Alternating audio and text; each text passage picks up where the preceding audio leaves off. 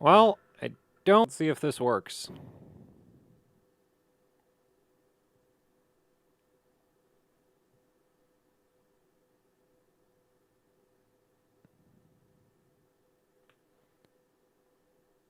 Should probably mute that.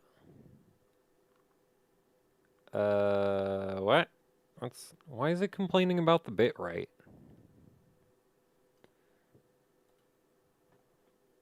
It looks fine on my end, so I guess screw it. We'll just roll with it.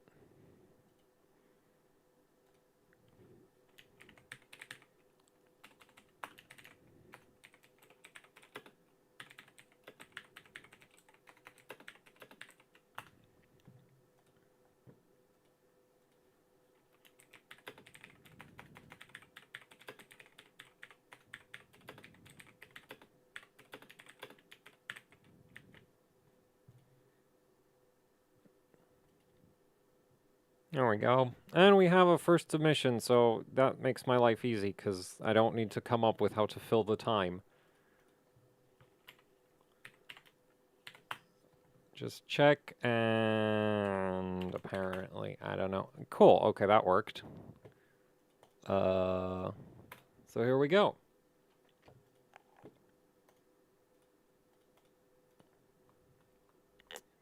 So we have a 5600 at 3866, so that's pretty neat. On a Strix B550F, single rank, B-die, very tight.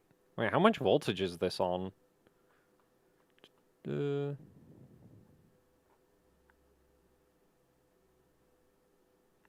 no memory voltage. I don't know why you'd pull up hardware info if you're not going to show memory voltage, but okay.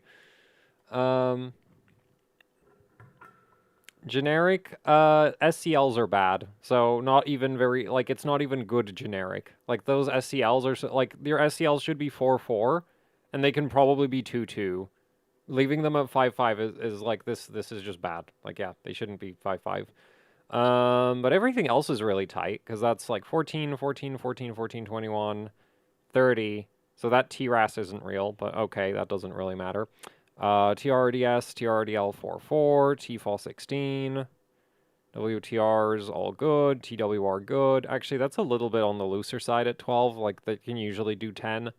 TRFC 250, fine. And then yeah, like the SCLs are just like, why are, like, this is auto. Like why, like you're losing memory bandwidth to that.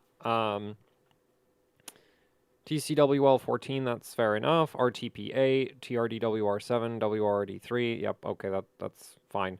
What I find really... Oh, I know why. Because, yeah, because if you're on single rank, the dual rank timings are on auto, and they're fine. Because the thing is, like, they get looser if you have dual rank and then don't manually tune it. So, yeah, no, SCLs should be 4.4. If not, like, you could maybe even do 2.2. There's really no reason to have them at 5.5. Like, that just costs you performance.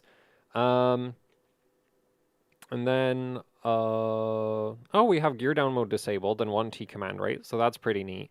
So yeah, this is like really the only thing that I would change is the SCLs. Like why? Like, did you just forget that the SCLs exist? Because that's what it looks like to me. SOC at 1.17, and yeah, everything else looks fine.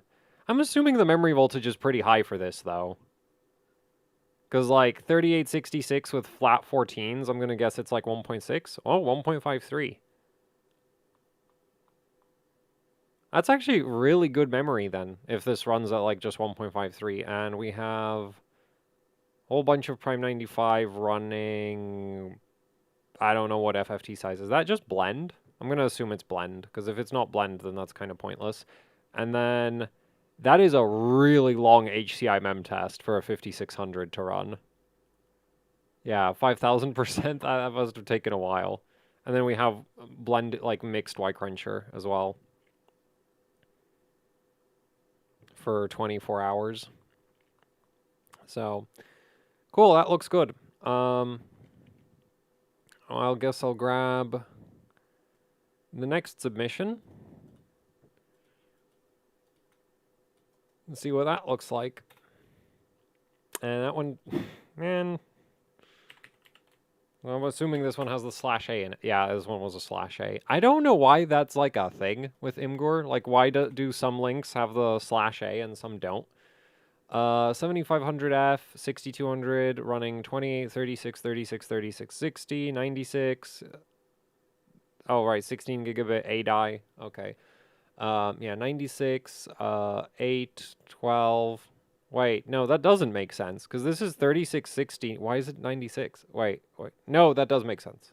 Oh yeah, I was like, because I'm so used to like just slamming the TRAS to 30. So okay, that makes sense. 8, 12. Really? You're on 8i and your TRDL needs to be a 12. TFall 32, okay, but like TRDL at 12 doesn't really make any sense. WTRS 724, these are loose. TWR is loose. SCLs are loose. TREFI is maxed out.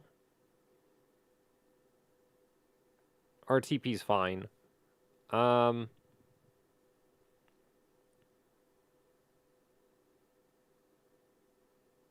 What is this? This is some kind of like auto profile from the motherboard? Because like the SCLs are like, I don't like what is like why like especially WRWR is like why is that still at 17? And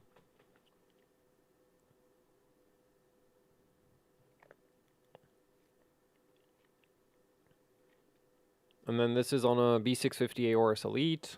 And memory voltages, yeah, because you're at CL28, so the memory voltages are high enough that the voltage readout is bugged out. I mean, it looks fine. I'm just confused why the SCLs are on auto. Like, that just doesn't make sense to me. And then TRDL at 12 is, like, also auto. Though you did tune TREFI, so that basically, like, with DDR5, TREFI is, like, the one thing you tweak, and it does, like, most of the heavy lifting in terms of actual performance uplift, so... yeah, but this really isn't, like, super optimized. FCLK at 2200 is nice, though, assuming it's fully stable, which a 1.25 SoC it may very well be. Yeah. So this is really basic in terms of, like, how it's set up. Oh, and we've got a super chat, so let's quickly do that one first, and move on to others. Oh boy. What's this? 24/7 stable, second 9900K, the old one died.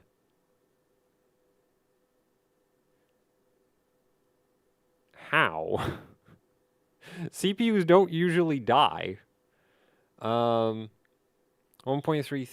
VCCIO SA, 1.57 VDIM, 140mm fan pointed at the memory sticks, neat, 8 hours Karhu, test mem 5 absolute for 8 hours. Oh, and 1 Osmos 8 hours, okay. Y Cruncher, 6 hours Linpack. Is it safe to use over 1.4 VCCIO VCCSA?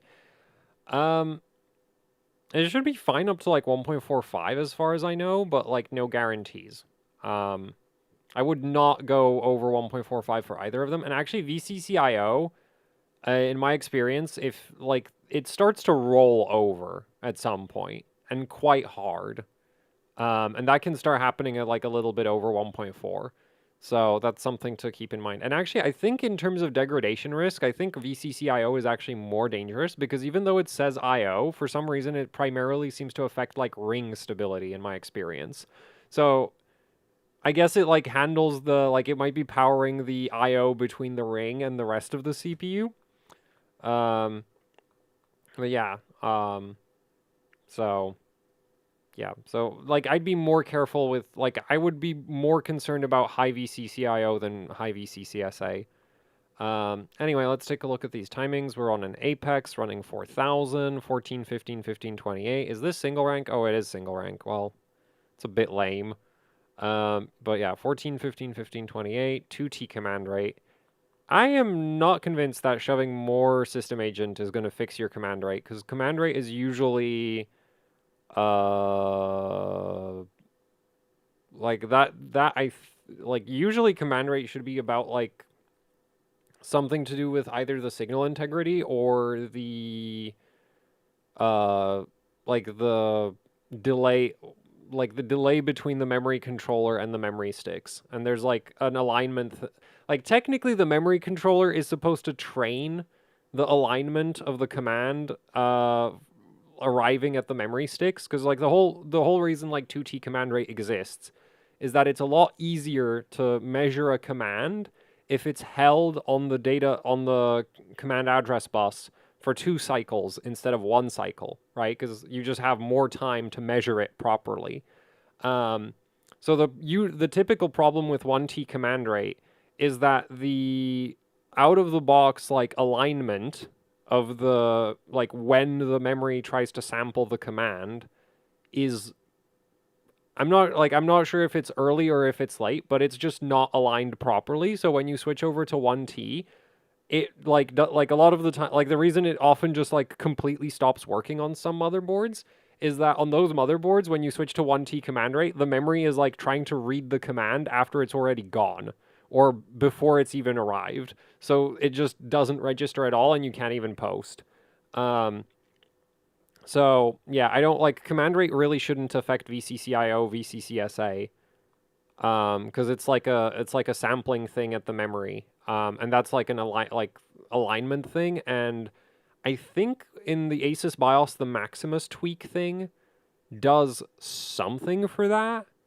And then there's like there are other settings for that, but like I'm not sure. Like on AMD, sometimes you'll see people adjusting the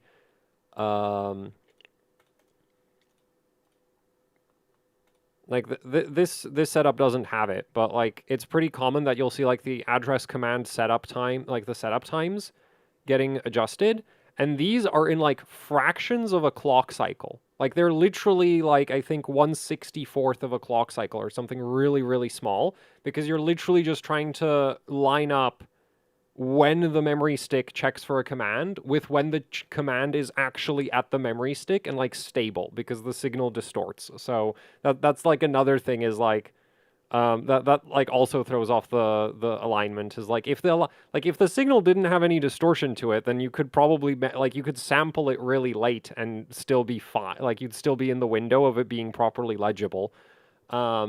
But because the signal does distort before it gets to the, like, as it, travels to the memory sticks, by the time it's at the memory sticks, you kind of need to sample it pretty close to the optimal time in order for it to be legible. And that's the reason, like, 1T command rate is, like, one of those things that, like, some motherboards, it just works, and other motherboards, it just doesn't, because the motherboard either is telling, like, has the like fix for the alignment or it doesn't. If it doesn't, then it doesn't work, and if it does, then it does work. And it usually shouldn't be related to VCCIO, VCCSA. That's also why, like, you'll find, especially with Intel boards and mainstream Intel boards, the command rate will just like break at some memory speed sometimes. Like there's a lot of like on Z390, a lot of motherboards do 1T up to like 3200, and then above 3200 it just doesn't work at all, because up to 3200 the clock cycles are long enough that even if the alignment isn't perfect, it just about works out, and then once you go above that it doesn't work anymore. And fixing that is like, I am not really like, I've never looked into actually fixing that. I just kind of accept it like, oh, this motherboard isn't optimized for 1T, and so I'm not going to use it. And I think the Apex though should have some options for getting 1T to work. I'm not sure if at 4000, because 1T up to like 38. No, actually at 4000 it should work. Yeah, because there's like there should be a profile in the BIOS that's like 4000 CL12 at 1T. And so maybe try look at what that profile does outside of just setting insane voltages and timings. Though it might also be that like that profile specifically pulls up some extra optimizations that like I don't know where they are. Anyway, as for the actual time, yeah, so like the 1T, I don't think shoving more SAIO into that is gonna help. As for the timings, 14, 15, 15, 28, 2T, 12, 243, cool, 4472, 16, TCW, yeah, that makes sense. You've actually, looks like you tuned your RTLs, or at least the motherboard did a good job of that. because your RTLs and IOLs are good. TREF I65,000, neat, that's fine. And then TCKE4, and then 6, 4, 10, 10, 26, 21. Yeah, so this is really tight. But the 1T command rate, like, I don't think that's a voltage issue. That's like a memory controller configuration thing. And it's funny because it's like the command, again, it's... Actually, I guess the memory controller would be like shifting the command timing a bit or something relative to the clock signal. I'm not actually sure on the specifics of how that works. Like, memory controllers are very, very complicated. And I am pretty dumb. Anyway, next super chat. So, let's take a look at that.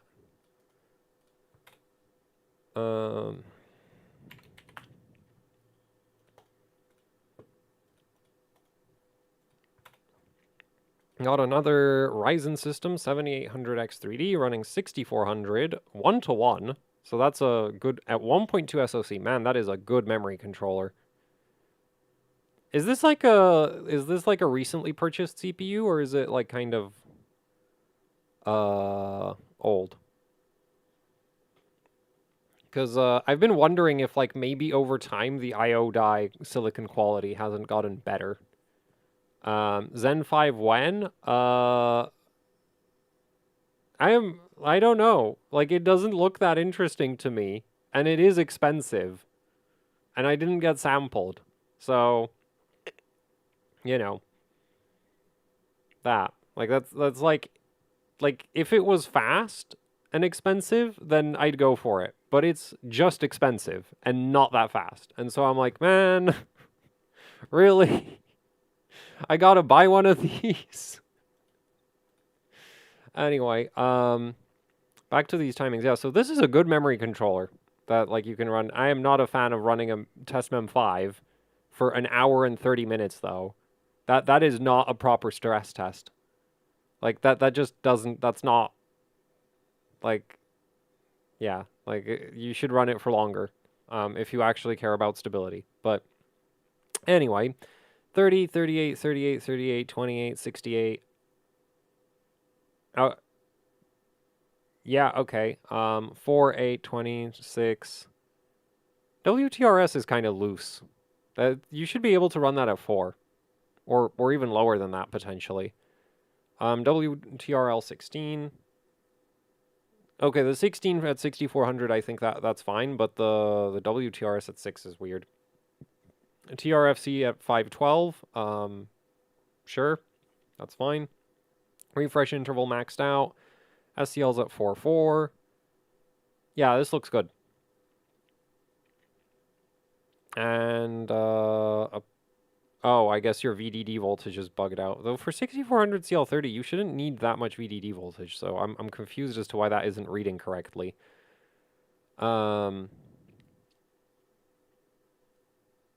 Yeah, and then 2133 FCLK. So yeah, this looks good. I am not, like, I don't think this is enough stress testing though, especially for 6400 at kind of a low SoC voltage, but then you might have a really good CPU and, you know. But yeah, I would definitely, well, it depends on how much you care about your stability, but I would definitely stress test this for longer. So yeah. Anyway, let's see. Oh no, why did I click on that? Oh, that made it worse. Oh no. YouTube, why are you like this? Oh, okay, I didn't lose anything. Good news. I've not lost all of the super chats. Okay. So let's take a look at the next one. So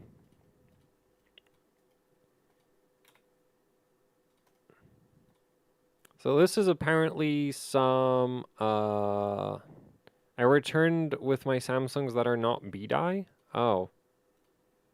Oh no? Oh no.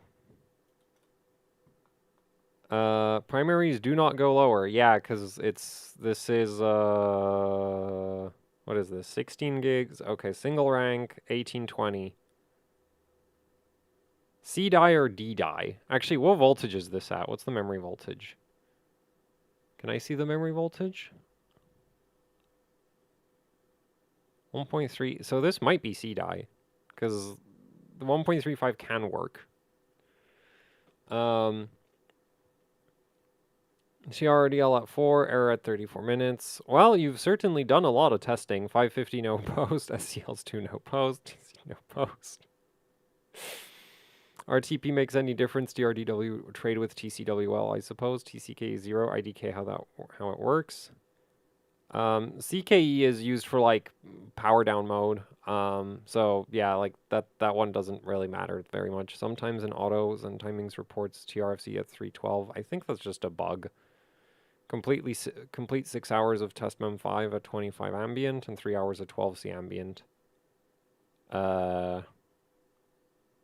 Cool. 18, 8, 20, 20, 40. Yeah, I'm gonna go with this as C-die. Maybe D-die, but probably C-die. And then 4, 6, 16, 4A, 16. Yeah, this, like, you know, if it doesn't go any tighter, like, that's fair enough. Like, you know, like, yeah. That's the thing is, like, getting good memory timings is more about having good RAM than some kind of, you know, massive memory tuning skills. Because at the end of the day, how long it takes for the memory chip to do something is dependent on the memory chip, not you. Though there are certain things that, you know, you can affect, like getting the voltages and temperatures right, but beyond that, like, there's not really much you can do. TCWR 18, RTP6, TRDWR6, TWRD2. Yeah, so because your TCWL is so high, you can run RDWR pretty low. Yeah, I mean, this looks like not B-die Samsung and 8 gigabit at that. So, yeah, these timings kind of suck, but that's just the memory chips that you have. So there's nothing really you could do about that. So posts at 1.4 volts, but does not help with primaries. Oh, in that case, it's probably D-die if it posts. Because if it was C-die, at 1.4 volts, I imagine it would be incredibly unstable. So yeah, this is probably D-die.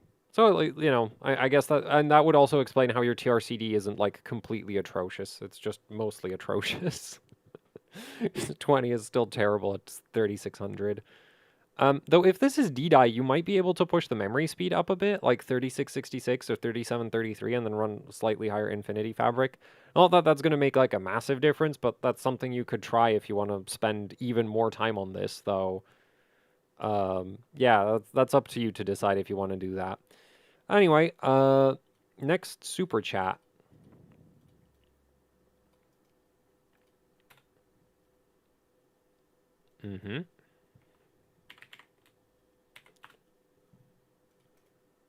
Got another Ryzen setup. A 7700 running. Hi, these are the tightest I can get. Would prefer very tight 6400, but always crash no matter the voltage. Don't want to go higher than 1.45. For 6400, are you setting the SoC voltage to 1.3?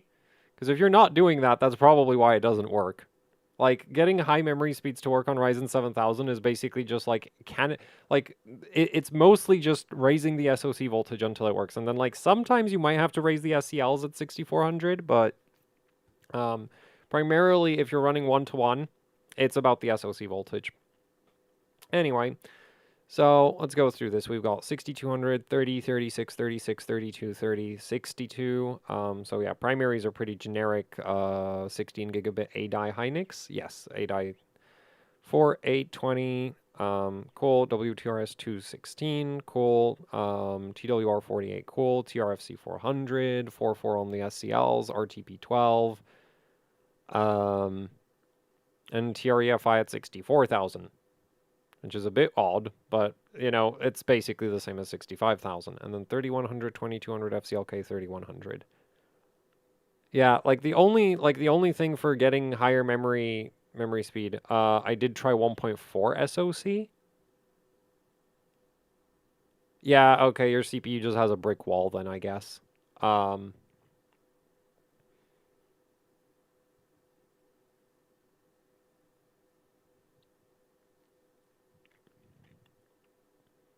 Hello, sir. AMD X3D or Intel for only gaming and stability? there are some games where Intel is better than X3D, but um,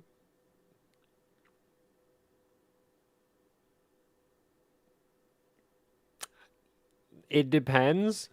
Personally, I would go with the 7800 X3D. It's like with the 7800 X3D, you basically don't have to do anything, and it's already fast. Um, and it needs less cooling, and it'll run on like even the cheapest of motherboards. Whereas with the Intel CPUs, I mean, you can do some sketchy things with the Intel CPUs, but I don't know what like like why would you do that when you could just buy a CPU that works? Uh, VT3 to test SoC max frequency on AM5. Um, in my experience, that like weirdly depends on the motherboard. Like I have one motherboard where like VT3 is super easy to pass, and then I have another motherboard where like HCI, like it's like Karhu. Yeah, it's like one motherboard that struggles with Karhu and another motherboard that really struggles with Y Cruncher, and it's just I don't know why. But that's for 2-to-1 mode, not 1-to-1 mode. Anyway, um, can't hit 6400 even with voltage at 1.4. Wait, is that 1.4 on the memory or like SoC? Because you shouldn't be able to set 1.4 on the on the memory on the SoC. My 7950X was 6400 with 1.245. Well, you won the silicon lottery. My 7800 X3D doesn't do even 6200 at that voltage. Because it doesn't really do 6200 at all. Oh, SoC. Yeah, you just didn't, like, you just really lost. Well, I'm not sure that I would consider it a loss of the silicon lottery, because in my experience, most Ryzens don't do 6400. So I don't know. Like it might be because like I don't have a very large sample size. So but you know, I assume that a Ryzen 7000 isn't going to do 6400 because that's just been my experience. Um so anyway, next super chat.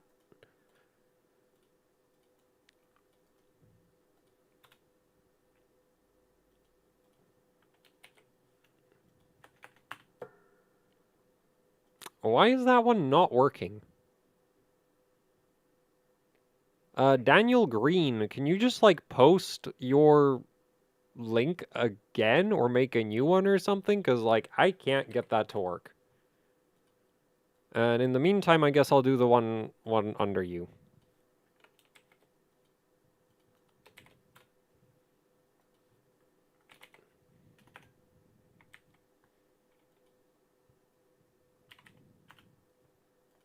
And that one does work. So it's not me. Oh no, we've got another giant monitor. 5600X. Bought two kits, both 2x8. One of the kits was bought at a later date. Whatever I apply on OC, it's a gamble if it works. Well, let's see what these kits are. So we have a BCPB, BCPB. What motherboard? Oh.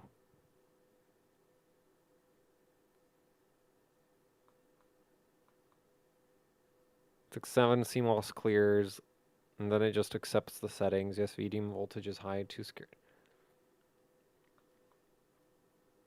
Yeah, his motherboard's not ideal for this. That's like the main thing I'm noticing, because that's the X570A Pro, which is kind of potato motherboard, I think.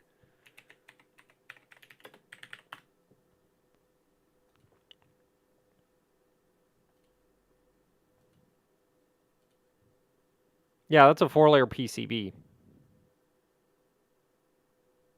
So I'm not surprised that you're like struggling to run 3800 on 4x8 with that. Because yeah, and now it might be possible to like get it to, if you like fiddle with the terminations like proc ODT and drive strength, it might be possible to make it reliable. But I am not sure what settings you would actually have to put in because they can like vary by motherboard. But yeah, this is a 4-layer daisy chain, so the fact that it's like being weird with a 4x8 setup is really unsurprising. That's just kind of a given for this type, like for a motherboard like this. Anyway, 3800, 16, 16, 16, 16, 32, 50. Okay, yeah, that I like basically like 48 TRDS4, TRDL4, T-Fault 18. Why? I mean, I guess since you're having so many issues, you didn't want to unless like T-Fault 16 and 18 are going to perform basically the same. So I guess fair enough. And it kind of like if for it would be, I would say it's very unlikely that 16 wouldn't work, but on the off chance, you don't have to reboot the system 7 times. So, you know, I guess fair enough. 300, 300, right, just 300 for TRFC. SCL's at 6.6. That's really bad. And then your dual rank timings are also bad. So I would honestly actually just drop the memory speed in this case. Because, yeah, like, you're on a, like, this motherboard is evidently really struggling with the memory speed, and either you're going to have to figure out some, like, optimal, like, resistance combination. Maybe even, like, something to do with the VDDP voltage and SoC, which you even have, like, really high SoC voltage. I would drop this to, I would just drop this to, like, 37, 33.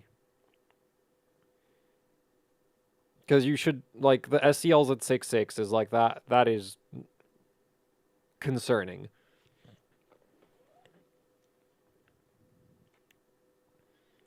And tried lower fog to clear CMOS. Yeah, no, this board is a problem. Also, actually, you know what? Oh man, I closed the tab where I pulled up the board. So the reason I know that this board is a 4-layer is because there's a layer count indicator down in the bottom corner over here. And now we can't actually see it properly because obviously this image is absolutely freaking... Oh, wait. I can zoom in.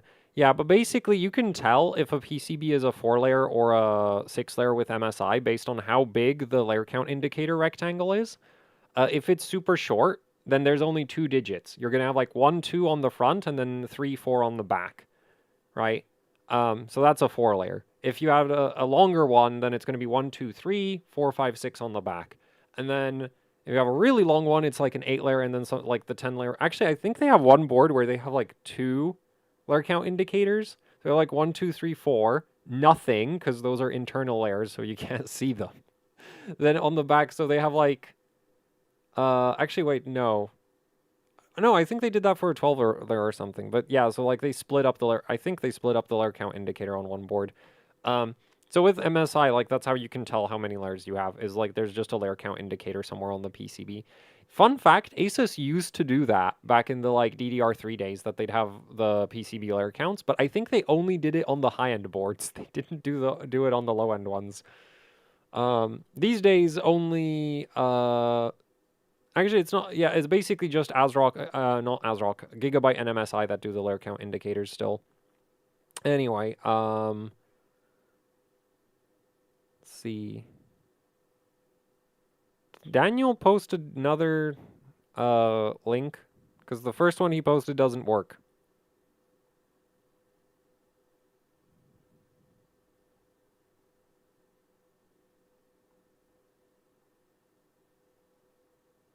I am not seeing a new link. Are you dailying the B650 live mixer? I have a video about my daily system that I'm pretty sure I went over why I don't daily the live mixer.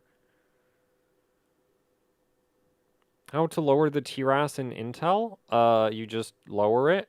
Oh, wait, you can't set it below... Wait, what Intel are you on? Because on a bunch of Intel memory controllers, you can't set it below 28. Or maybe a CPU is struggling at 1900 FCLK. No, that wouldn't cause retrain issues, in my experience. Like, 1900 FCLK... Like, if you had a hole at 1900 FCLK, it just wouldn't boot. No, it's not enough. It's not a USB port issue. I go over it. My TRAS 14700KF is 92. Yeah, but you just go in the BIOS and punch in a lower number. Why on Intel 8000 gives good performance, but AMD does not even show good memory bandwidth? Because AMD's Infinity Fabric has DDR4 levels of performance. Like, The problem with the Ryzen 7000 is basically that Ryzen has... Oh, wait, this isn't a 7000 series screenshot. Where's the 7000? Oh, nope, that's a 5000 series. 5000 series.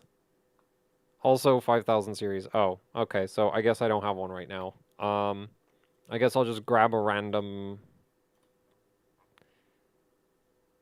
Did he seriously not post a new link?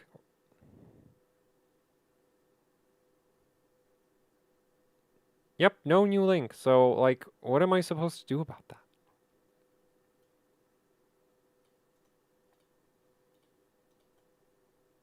that? I'll try the old one more time and see. No, it doesn't work. Yeah, no, I can't get that one to work. So, I guess I'll just grab a random submission at this point.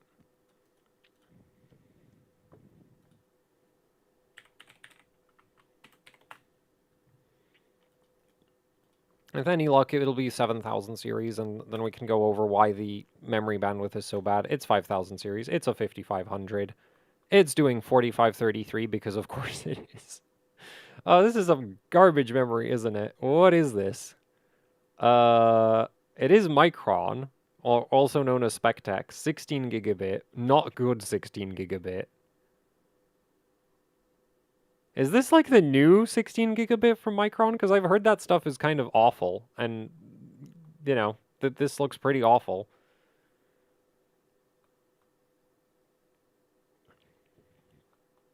This is auto, isn't it? 20, 27, 27, 49, 76, 46. Okay, you did the TFALs and TRDs. Okay.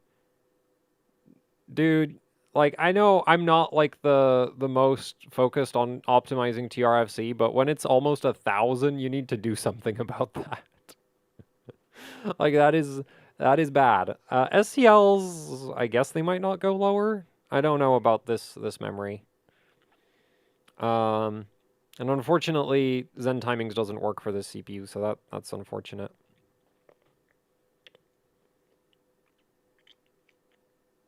All right, Daniel posted a new link. Where?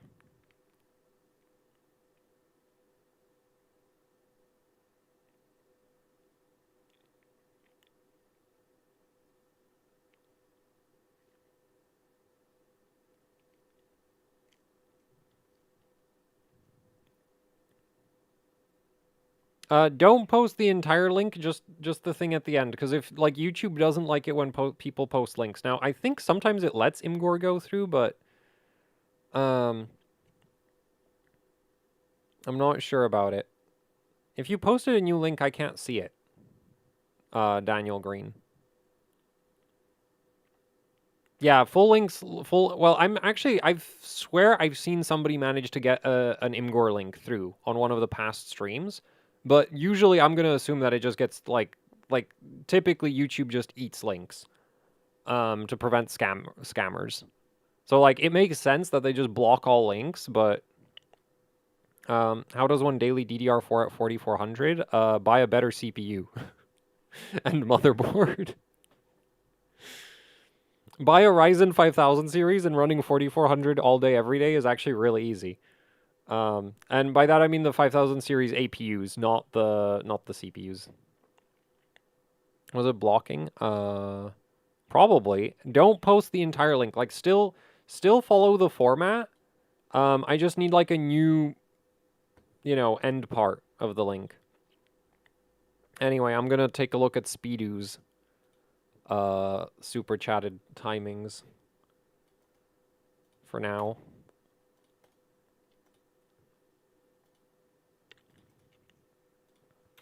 What is this? Junk. Are you... Oh boy.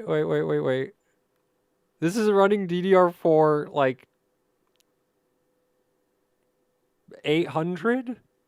Oh yeah, it's running DDR4 800. Oh, and the TREFI. Wait, what's the TRFC on this? 999. Wait, can you not set it any... I guess you can't set it any higher. And you can't set TREFI lower? Oh my god, this is so bad. So this setup spends roughly so first of all, this runs at so MCLK is a 4 times 100, so this is running 400 megahertz, so 800 yeah, 800 megabits per second. Oh man, so like 800 mega transfers per second as well. But like it doesn't actually do 800 mega transfers per second because every 2000 cycles the memory controller is sending a refresh command, and that refresh command takes 999 cycles to complete.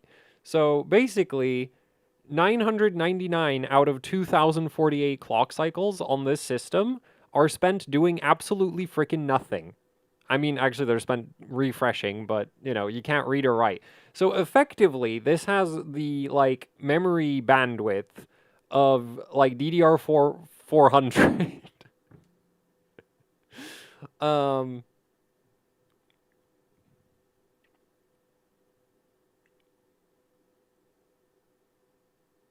You know, you could make it even worse if for the different bank group you set like same group like if you set all of your back-to-back timings to have like a gap. Um right? Cuz right now your read to read on a different group, there's no gap on that.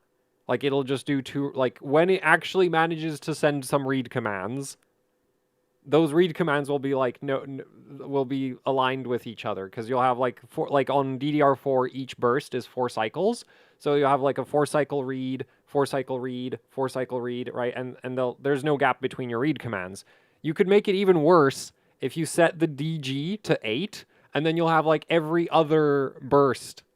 Actually, with the back-to-back timings are actually the easiest way to just completely ruin performance because I think you could set them to something like 16, and then you're only gonna get a read burst every like 16 cycles. So like you're gonna have like 12 wasted clock cycles of the ones that are like 12 out of 16 clock cycles will get thrown away, and that's after you've already thrown half of them away to refresh. So this is quite the memory set. This is like DDR. You're probably actually gonna like this is gonna be like approaching DDR1 levels of bandwidth, but the latency is actually even worse. I think yeah, this is probably worse latency than DDR1 at this point. This is impressive. um.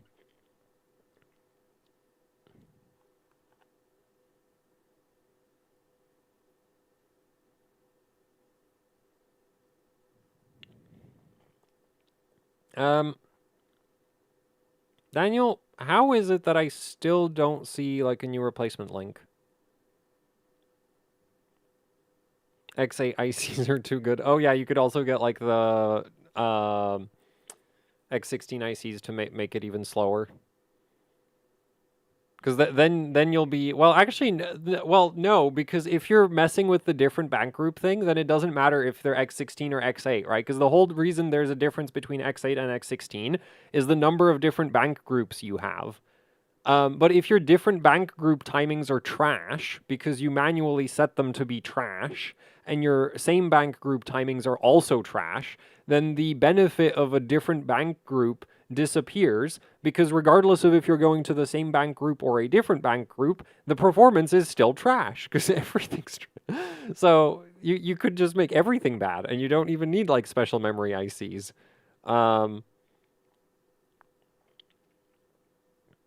Anyway, so I'll take the next super chat that came in.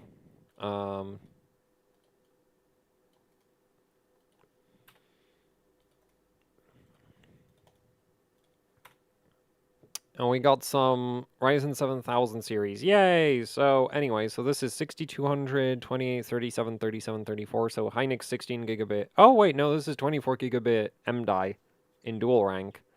So yeah, 28, 37, 34, cool. 30, 60, cool. 48, 22, 14, 48. Okay, TRFC 500, 42, 26, RTP12, cool.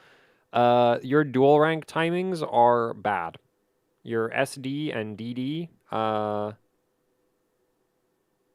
I'm not sure if the read-to-reads can go to like 6, but you should definitely be able to lower them to like at least 8. And I think the same is true for the write-to-writes, that you should be able to run like 8888, or maybe even 6688. And TREFI at 60,000. So yeah, that's all good. So like your like single rank timings are all good, and then it's just your dual rank timings, like yeah. I think I've addressed that though at this point, the like dual rank timings, right? Because I think I did a video about 2x48 with like a Corsair memory kit. Oh wait, nope, that's Intel.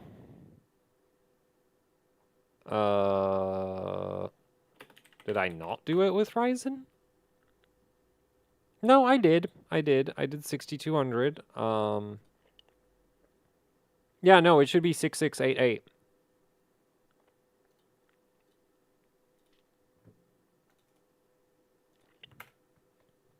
But then the rest of your timings are actually very similar to what I was using.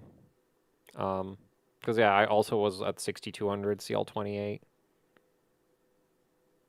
My TRDLs... Actually, you got lucky with your TRD timings. Because my kit, like, I couldn't get it to run 4.8.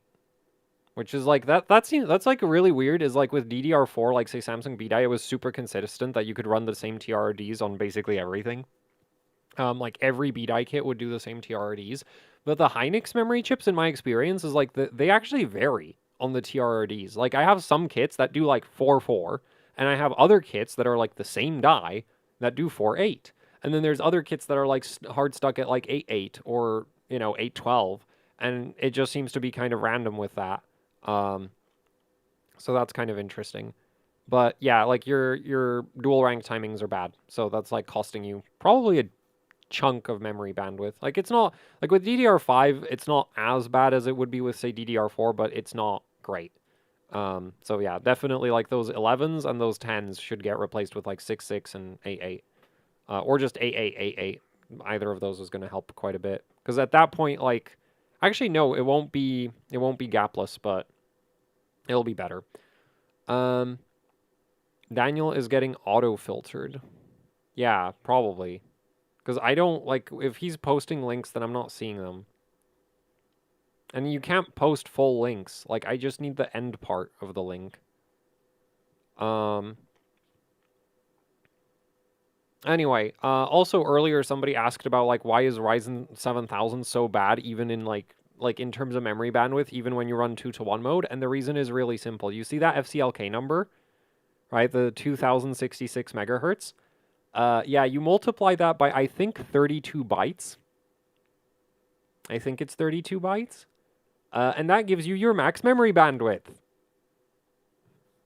which is 32 times 266. Not very much. It's like 66 gigabytes per second for 2066. And if you're running 2200, you get 70 gigabytes per second. And I do realize that if you run like IDA or even like there's a bunch of different memory, like synthetic memory tests that you can run, and they'll report like 80 gigabytes per second or whatever.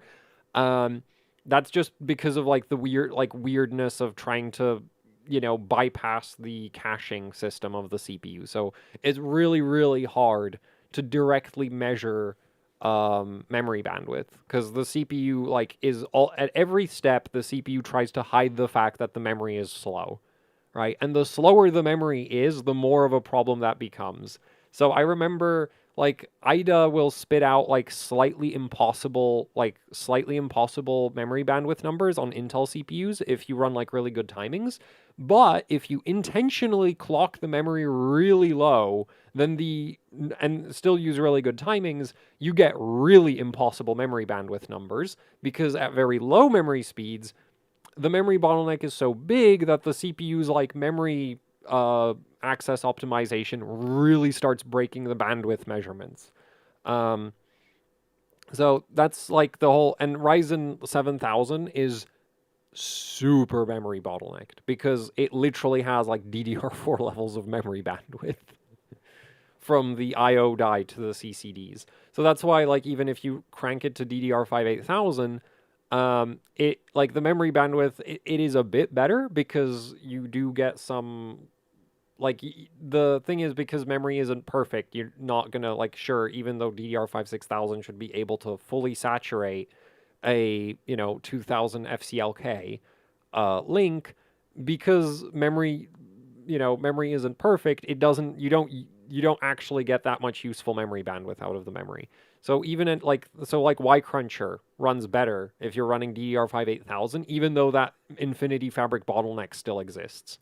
But then, like, most other things that are like latency bound, DDR5 8000 is kind of similar in terms of latency to, like, say 6400 1-to-1 for Ryzen, and so yeah, it doesn't really, like, scale because you just have this brick wall of an interconnect. So anyway, I'll do the next super chat.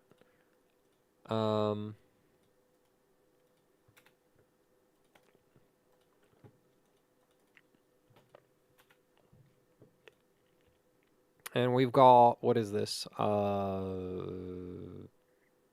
a 13700K running 6400 on a Z690F motherboard. Well, that makes sense, because, yeah, that's... Actually, I think at this point they should be a bit better than, like, 6400 max, but... Anyway, 28, 39, 32, 32, 2T, 44, 365. Oh, right, because... Wait, is this M-die? That is... I'm assuming you have those memory sticks really cool.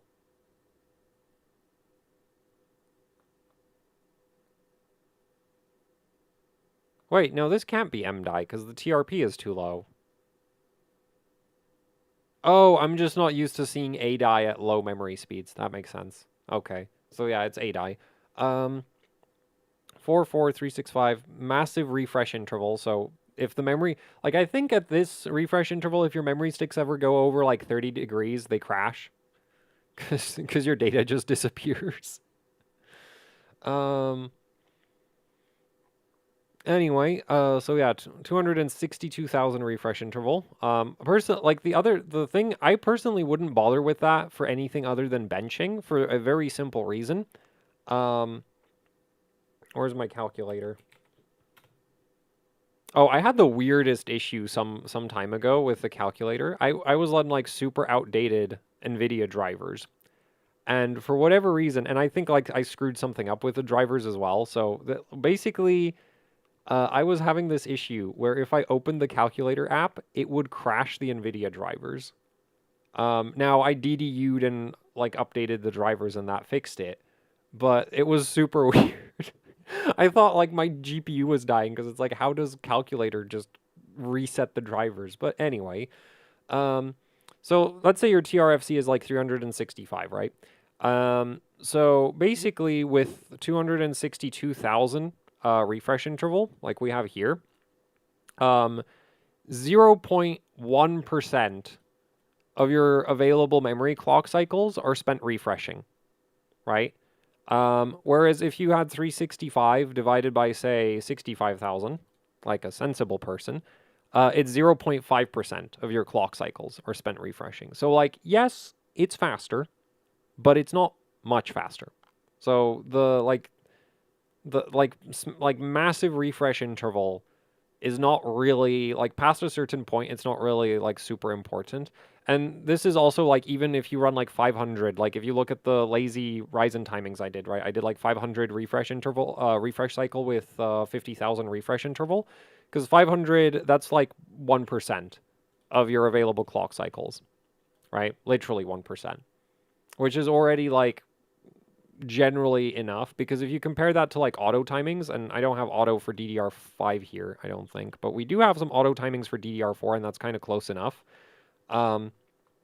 So, and DDR5 off the top of my head actually uses a shorter refresh interval.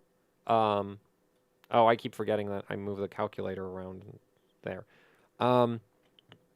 So DDR5 actually, I think, uses a shorter default refresh interval. But anyway, so here we have, like, 976 with 17,000. right? Which actually is kind of similar to what like auto settings and DDR5 might be sometimes. Well, in that scenario, oops, 976 divided by 17648. In that scenario, 5% of your clock cycles are spent on refresh, right? So going from something like this to 500 with 50,000 is a big improvement because you're literally freeing up 4% of your available clock cycles to do useful work. But going below 500 with 50,000 refresh interval doesn't make as much of a difference because you're only freeing up another like 0.5% of your clock cycles, right? And then, or 0.9% of your available clock cycles. So yeah, anyway, just figured I'd point that out.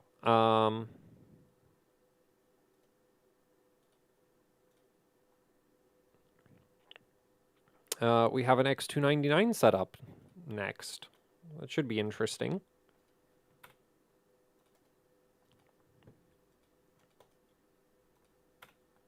And we've got a, oh man, I want one of these boards.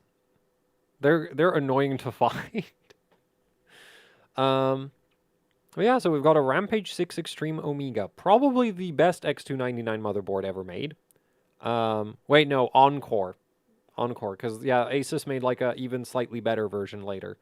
I don't think the memory actually changed between the two. It's just like slight tweaks to the power delivery, if I remember correctly. But anyway, so 3800. What CPU is this?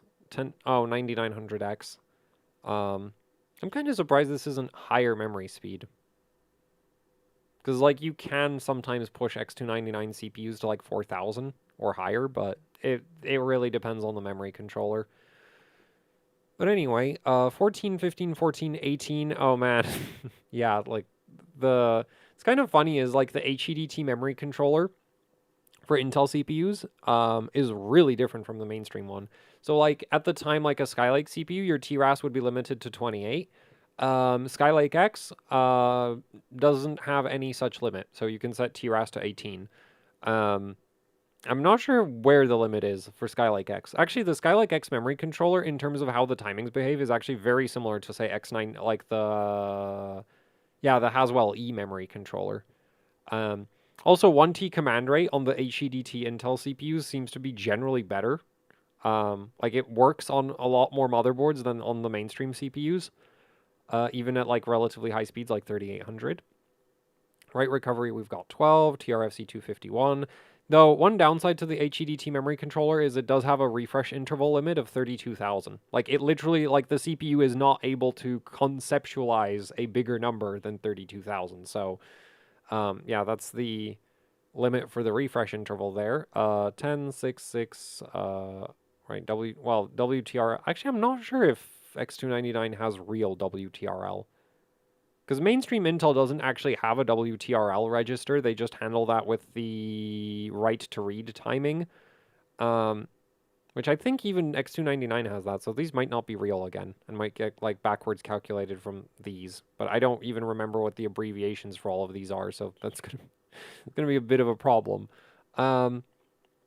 Anyway, TFAW 16, TCWL 14. So like the basic timings all look good. IOLs and RTLs, I give up. I don't actually know what I should be looking for there. TCKE6, TCCD4. So TCCD is basically the like HEDT equivalent of read to read and write to write combined. Wait, we have read to read. Oh wait, just for different. That's different stick, different rank. I'm not sure why there's a long. Wait, no. Okay, I don't know what DS stands for. Yeah, unfortunately, I don't have the HEDT memory controller timing names memorized. So, yeah, but that's like another difference is that you actually have like the TCCD timings, and they actually do stuff. Technically, like Gigabyte motherboards for mainstream will show you a TCCD timing, and it's like that's not real. For like say Z390 or Z590 or Z790, you'll have like TCCD in the Gigabyte BIOS, and it's like this shouldn't be here. The CPU literally doesn't support that timing. It gets like it doesn't do anything. Or actually, it might do something, but it's like it's technically going to be changing like like a different thing. It's because there isn't a dedicated TCCD register. But anyway, these timings like these look good. And in terms of voltages, wait, I zoomed in on this, right? Yeah, voltages, anything stand out should get tweaked. 4K broken on any BIOS. With rebar, that's weird. 8 by 4000 does work. Yeah, because this is a T-topology motherboard, so that makes sense. Like, it would actually run better if you have all of the memory slots populated than if you have only some of the memory slots populated. Uncore 500, that is a lot of uncore voltage. VDIM 1.6, that's really high for those primaries. VCCIO, then again, that's like sometimes you need more voltage just depending on the memory controller. Like, this is a really weird thing. Like, I tested a bunch of Samsung eDi 4 gigabit with an Intel CPU, and then I also tested those same sticks with a Ryzen APU. And on the Ryzen APU, they would clock significantly higher and do lower timings, even with like similar voltages. Like, they would just behave better across the board, which is just kind of interesting how like the memory controller can influence that kind of thing. It could also be that maybe the APU memory controller has like some extra delay mixed into the timings, so it's actually like the end result was maybe the same as the Intel memory controller, but like it's really hard to know for sure. Anyway, VCCIO 1.25. I guess the Rampage does something about that, because in my experience with X299 VCCIO was like, yeah, you set this, you raise this, and it makes the CPU really upset. At least that's what it did with my 7940Xs. vCore 1.34, vMesh auto, because mesh don't do more than 30. Oh, that sucks. That's actually really bad for a 9900X that it only does 30 mesh, because it's not even like one of the high core count CPUs. And the low core count ones usually do higher mesh clocks than the high core count chips. Actually, I wonder if lowering the VCCIO wouldn't necessarily, like, might help with the mesh clock. Because I think that's what I ran into with my 7940X, where it was like, if you raised VCCIO, it would like make something upset, but I don't remember exactly what. It's been a while since I've messed with X299.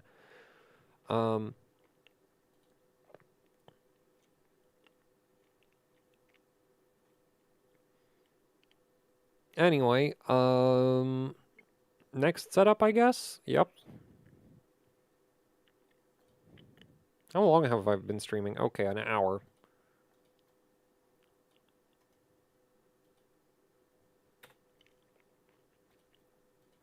Oh, we've got another potato grade 14900K.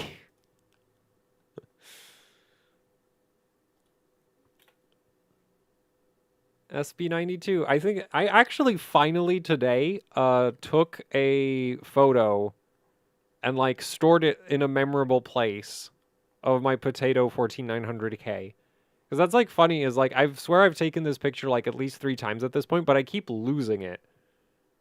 So oh, no, OBS, damn it.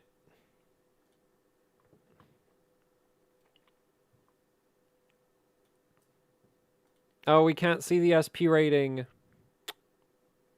But I think mine is like a 93 or something. So, yeah. And the main disappointment with my CPU, like my CPU's 6 gigahertz voltage isn't even that bad. The really bad part is the 5.8 gigahertz voltage. This thing barely runs Cinebench at 5.7 all-core. Because it's just so freaking terrible. And that's like manual 5.7 all-core, because on auto settings, it doesn't ever run Cinebench at 5.7. It, like, there's no way. It pulls way too much power. Anyway, so another potato CPU, Z790i, and 64 gigs of ADI. Huh. Yeah, so I'm not really, like, my experience with dual rank on Intel has not been great. Then again, I haven't tried it with a 1 DIMM per channel board, so this might be better. Somewhat, but 6600, yeah, so that's kind of what I had in mind, because, like, I have a 2x32 6400 rated kit. I stuck it into a Gigabyte 4 dimmer, and even the XMP didn't work properly. So I gave up on that.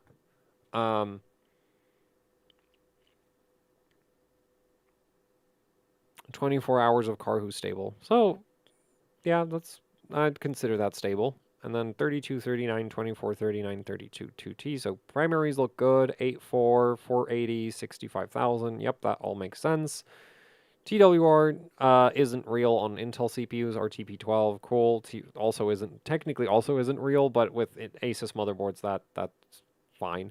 TFall 16, TCK, because like the thing is the actual register, like it's not an issue on Asus boards because Asus takes the RTP timing, or like the RTP setting in the BIOS is actually just the RD pre register on the CPU. But if you have like a Gigabyte motherboard, RTP and RD pre are two separate settings in the BIOS. And like, I think they did eventually fix this, but on early BIOS versions, if you set RTP, it would cause the board to not post. But anyway, RTP 12, TFall 16, TCK 8, TCWL 30. So that all looks good. And then 16, 8, 20. This is really loose for your tertiaries. At 6600, you shouldn't have to run SG at 16. DG is fine because that's just the burst length for DDR5. 22. Like, this is a really funny difference between AMD and Intel, in my opinion, is like Intel's different group timing is 8 for 0 gap between commands, whereas on AMD, for 0 gap, you use 1. Which is, like, really weird to think about. Because, like if you want the read, because basically what this is like 2 back-to-back read commands, right? And so in order to have no gap between 2 read commands on AMD, you set the timing to 1. But on Intel, you set it to 8 because the read burst itself is 8 cycles long. And it's just kind of weird to think about how, like, on AMD it's 1. It's like, I guess there's like a offset. Like, it subtracts 1 from it somehow, and then you end up with no gap. Because if it worked the way Intel works, you'd think there'd be like a 1 cycle gap or something, but no, it's 0 gap at 1. Anyway, but yeah, so this is kind of loose. You could probably drop that to 12 instead of 16. And these 22s are actually really loose. You could probably run that at 18, maybe even lower than that. So the read to write timings, like that, yeah, that's really, really loose. Then write to read, also this could go 12, maybe even 10. For write to write, because write to write can usually, with Hynix, can usually go below read to read. Write to read, oh, this is really loose as well. That is really loose. You should be able to drop this to like 60 at 6600, I think. And this should go this should do low 40s at 6600. Different rank, different dim. Yeah, this is a dual rank setup, so you can't just ignore these. So this is not. So yeah, like these probably actually won't go that low, but like these don't have to be at 24. This doesn't have to. Actually, write usually does need to be kind of loose for dual rank. Because write commands are just more difficult in dual rank for some reason. When like switching from one rank to another. But then like write to read and yeah, like write to read can usually be way low, like pretty low. So yeah, you need to like these tertiaries look. I'm assuming these are auto settings from Asus actually. I'm assuming you just didn't try to optimize these at all because that's what it looks like to me.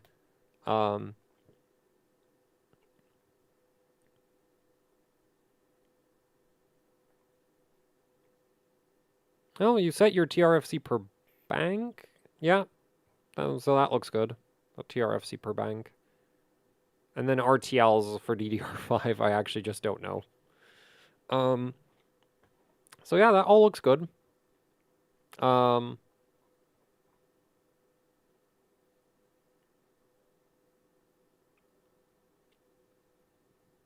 In terms of like timings and stability, like yeah. I don't have any like further adjustments that I would make to this. Anyway, so next super chat.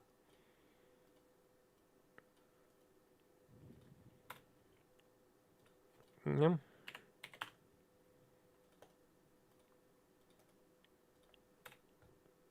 And we've got a Ryzen 5 1600 on a B350M bazooka running 3200 Hynix MFR at 1.4 volts can't get 33 without loosening timings. Well, yeah, that makes sense. Because Hynix doesn't do super tight primaries.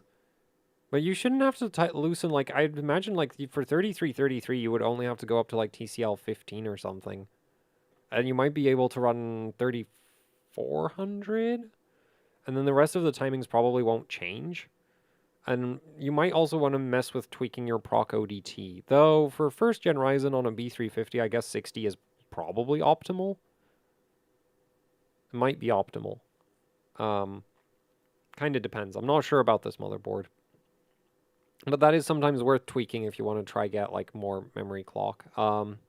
Anyway, 14, 10, 16, 17, so Hynix things going on there. TRAS 23, TRC 60.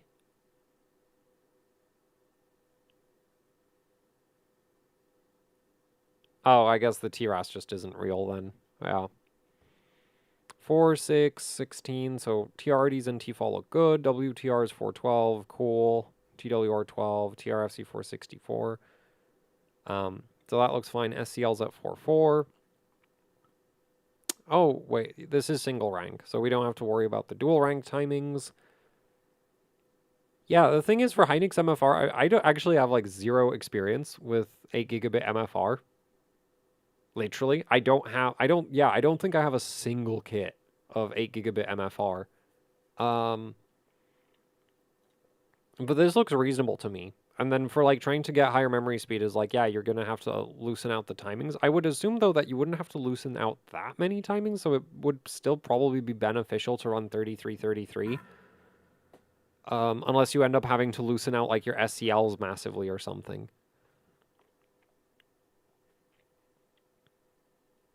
So yeah, I don't really have any suggestions for this because it's Hynix MFR and I basically don't know anything about Hynix MFR.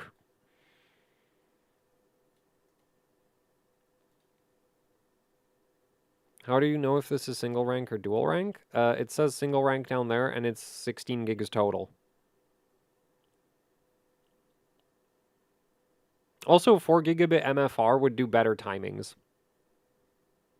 Yeah, as far as I know, 4 gigabit MFR wouldn't be this bad on the primaries.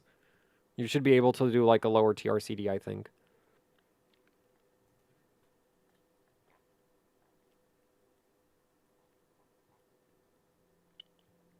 Anyway, let's take a look at another submission. We've got a 12600 KF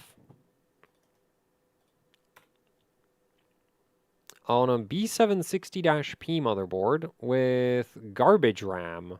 Oh, it's 1JR. Okay, so it's less bad. I saw 3600 1822 and I was like, oh, this is C-die. This is going to be painful. But apparently it's some kind of Hynix. Which is still... Well, that's a lot better. Wait, is this 2-to-1 mode? No, because it's a KF, so it should have SA voltage. Okay, yeah, it's it's gear 1. Cool.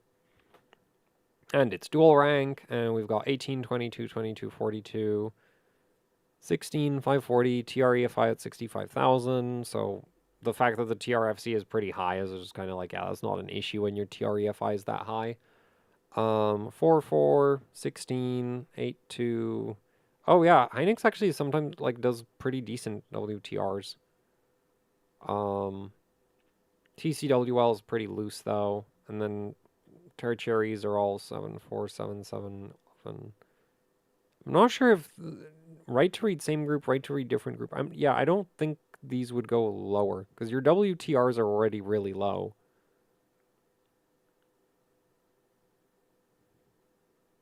Do you have RTL training like turned off? Because those RTLs look horrendous.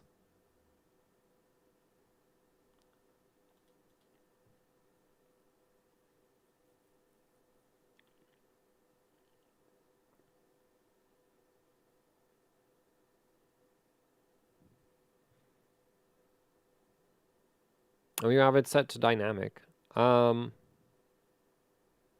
No, but like the memory in the memory training settings, there should be like a round trip latency training option. You should turn that on. Like you should have that enabled. because that'll, like, it might not be stable, but it should make the RTLs better. I was told an overclocking Discord round trip latency enabled and dynamic RTL. Yeah, that's correct. Well, if that's giving you these kinds of RTLs, then I don't know what to do about it.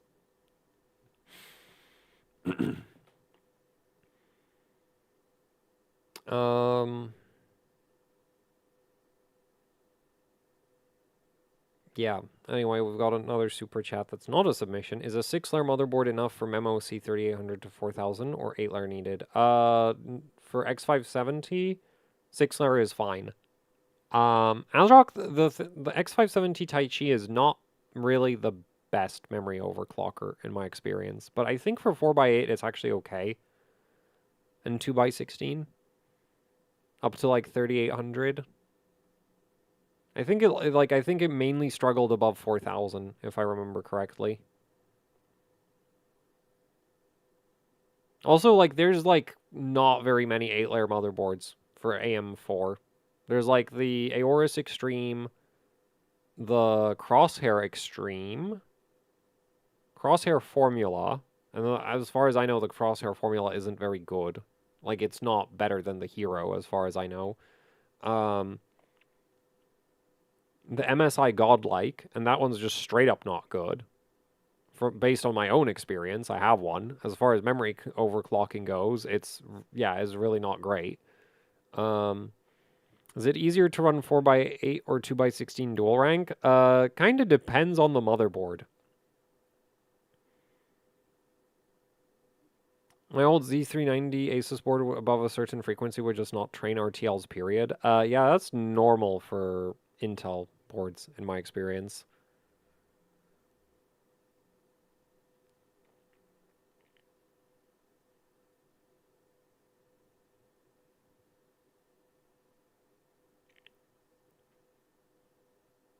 X570 Aorus Ultra on sale, but it's only 6 layers. Would that be better?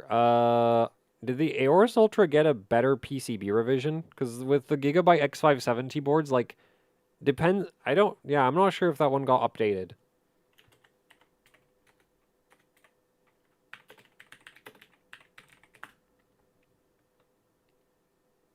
Oh, there is a later revision.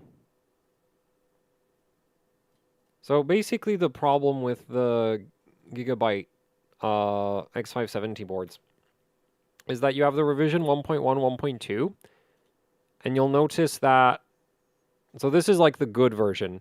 You'll notice there's nothing between the memory slots and the CPU socket. And if you look at the revision 1.0, why is the website being horrible? Okay. So you'll notice we have 2 capacitors over here. And now a lot of normies would tell you that this is Gigabyte cutting manufacturing costs. And technically they might be correct about that because capacitors do cost money. But in the process of removing those 2 capacitors, they drastically upgraded the memory topology. So like this memory topology is good for like on 4x8, it'll do over 4000. Easy. Your CPU will be a bigger problem than this motherboard for memory overclocking. So, yeah, if it's a revision, which I'm guessing if you're buying the board at this point, it should be a revision 1.1 or 1.2. If it revision 1, I would avoid. That topology is not great. Like, really not great. 1.1, 1.2 is actually really, really, really good. It's basically the best memory topology on AM4, except for like some of the 1 DIMM per channel boards. Okay, I see it was a 1.0. Yeah, don't take a 1.0. If your priority is memory overclocking, don't take 1.0.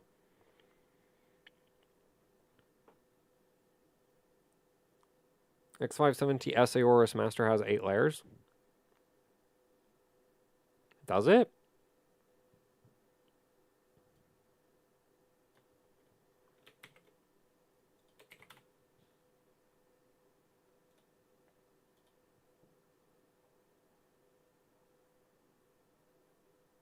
Nope. 6. It's the same topology as the Ultra, though. So this is also still really strong. Like 8-layer PCB motherboards are really general until DDR5, they were generally very rare. Because they are expensive. Anyway, back to doing some memory timings. I guess I'll just go from the last super chat.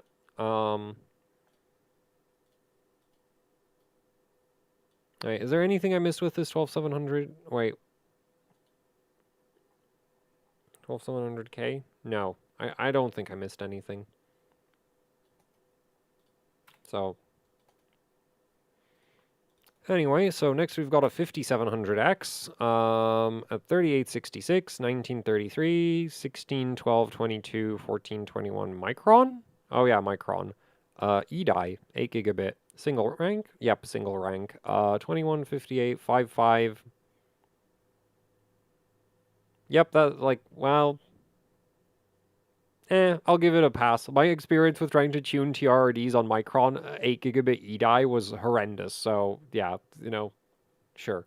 2, 6, 14, 560, cool. SCL's at 4.4. And then RTP12, TRDWR12. And then, like, dual rank timings don't matter. 1.5 volts on the VDIM. Oh, you're at 3866. Man, that is still really high TRCD, though. I'm surprised that that needs to be that high.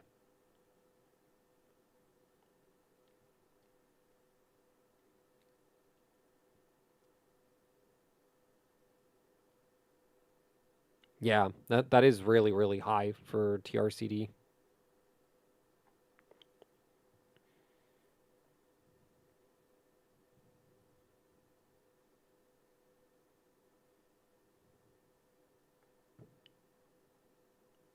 Anyway, I guess another super chat came in, so I guess I'll grab that.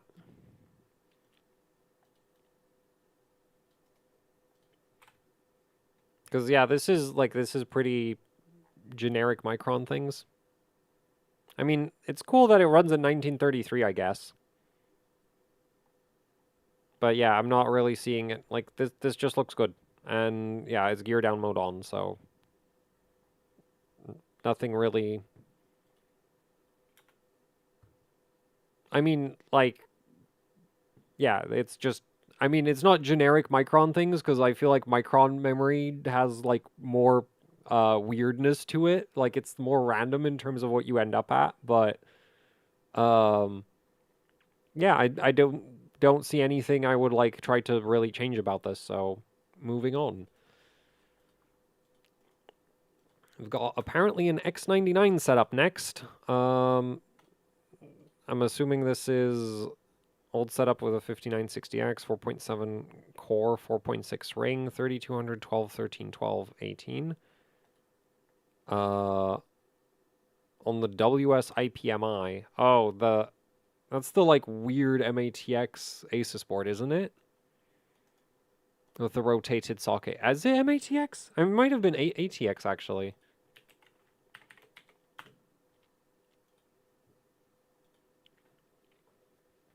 Oh, wait, no, it is ATX. Yeah, like, the rotated socket just makes me think it's MATX, but no, it's ATX. Cool board. I've kind of wanted one of these for a while just because the socket is rotated sideways, because this is like a server board. That's why it looks that way. But anyway, let's take a look at these settings. The memory frequency is completely bugged out in memtweakit, so that's fun. So this is 3200, 13, 13, 13, 18, 261. That is a weirdly high TRFC for what I'm assuming is B-die. Actually, it is B. Yeah, this basically has to be B-die. Like, at 3200, you should be able to run lower TRFC than that, as far as I know. Really high uncore clock. Oh, and 5 gigahertz on the 5960X to run Super Pi. I am really bad at this benchmark. Really, really bad at it. Which is why you don't see me using it, because I don't like it when the benchmark, like, run to run goes up and down by 30 seconds, and I don't know why.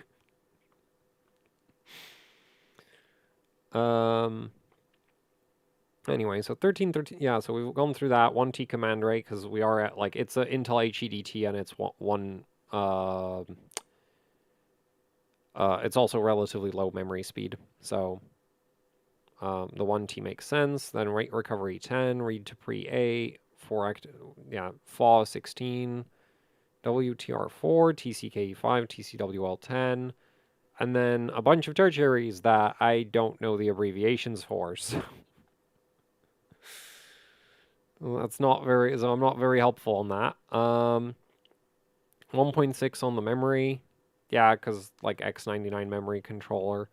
0.98 VCCSA, 1.15 IO. Yeah, this makes sense to me. Like the HEDT, in my experience, the HEDT memory controller, well, it depends which HEDT memory controller, but like some of them really like don't need a lot of system agent voltage. So yeah, 1.15 IO, 1.265 V-core. Oh wait, that would have been for the 4.7. So that's a really good CPU and 1.36 ring. So yeah, neat.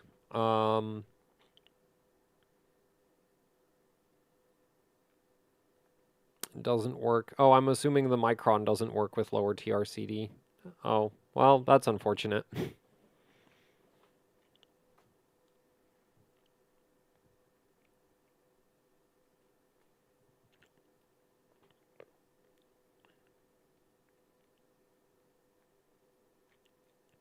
Would you try DDR4 OC with a strict Z790-A DDR4?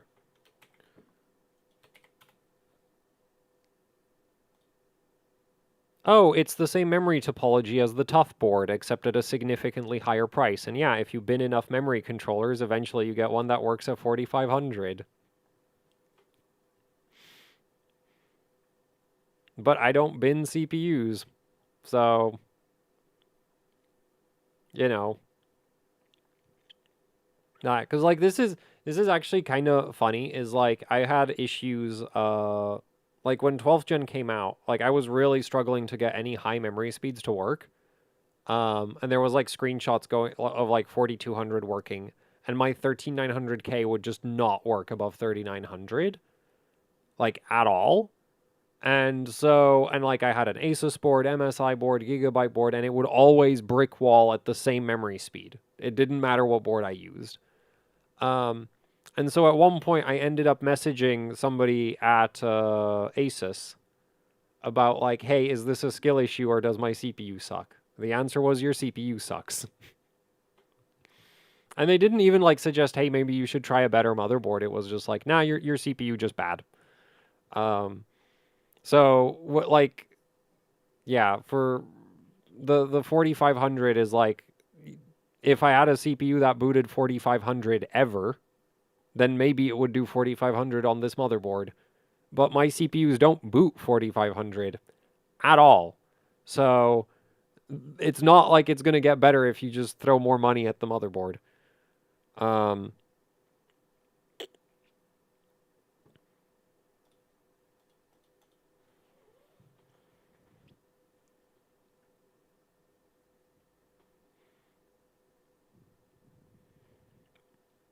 I'm running 4000, 1415. Yeah, that's roughly what I'd expect with most LGA 1700 CPUs. You know what? I guess I'll just do another submission. Just grab the most recent one. Oh, and there's another super chat. Okay, we'll do this. I'll do the super chat after whatever this is. What did I just grab? Oh, that doesn't. Wait, does that really not work, or am I just being stupid? Oh no, it works. So what do we have here? Oh, a Z790 Apex running 8000, 32, 45, 16, 40, 32, 2T. At 1.67 VDD and 1.59 VDDQ. Yeah, that makes sense for the cast latency there. 8, 4, 480, 140,000 refresh interval. RTP12, TFall 16, TCK4, WCL 30. That all makes sense. 15.7, so this is like 16.8 because as far as I can tell, the DDR5 memory control, it might be the 2-to-1 mode. I'm not sure which it actually is, But odd timings aren't real. Like odd tertiaries just don't actually exist. So like this doesn't cause any issues, but it performs the same as like 16, 8, 20, 20, 10, 8, 58, 44. And then these aren't used because this is a single rank setup, so that's why they're all at 4. 48, 2, 44, 20. Cool. I don't know anything about DDR5 RTLs because RTLs scare me, but these don't, like, these look fine, I guess.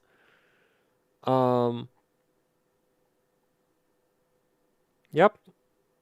This is like, I mean, actually, I'm not sure that if I've ever done 8,000. No, I've definitely done 8,000 CL32. It just wasn't very stable, like, at all. So, but, well, okay, not at all. It's like you could run benchmarks on it because that's the one thing that the Intel memory controller is good for, crushing benchmarks, and then blue screening as you so much as suggest the idea of running a stress test. But yeah, like these timings look good. But yeah, that's kind of that. Like sometimes this kind of thing might work. Not for me though. Though I have heard that apparently the new microcode has improved the stability of memory overclocking. But the number of times I've heard that the memory stability has gotten better on Intel motherboards since the like Z790 launch has been far too often, and my experience of that actually being true has been generally negative. So I'm not really in a hurry to try stress testing Intel CPUs again. Anyway, let's grab this super chat that came through.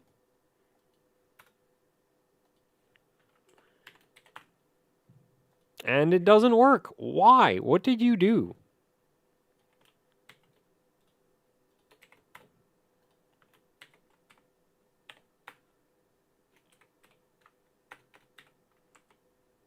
Could you, like, send another link?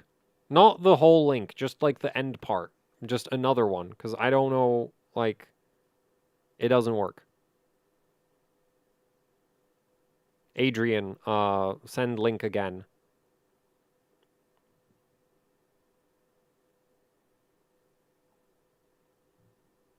And well, I'll grab some of the other super chats that came in. Oops, no.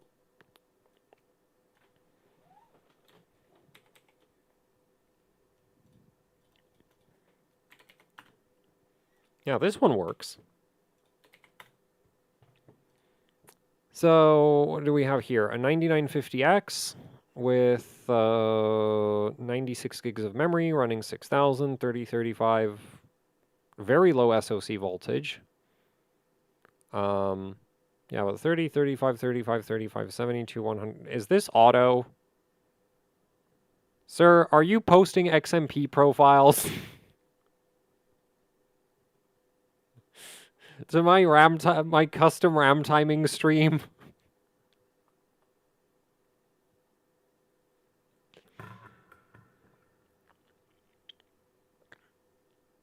Because, yeah, this is horrendous. Because this is XMP, isn't it?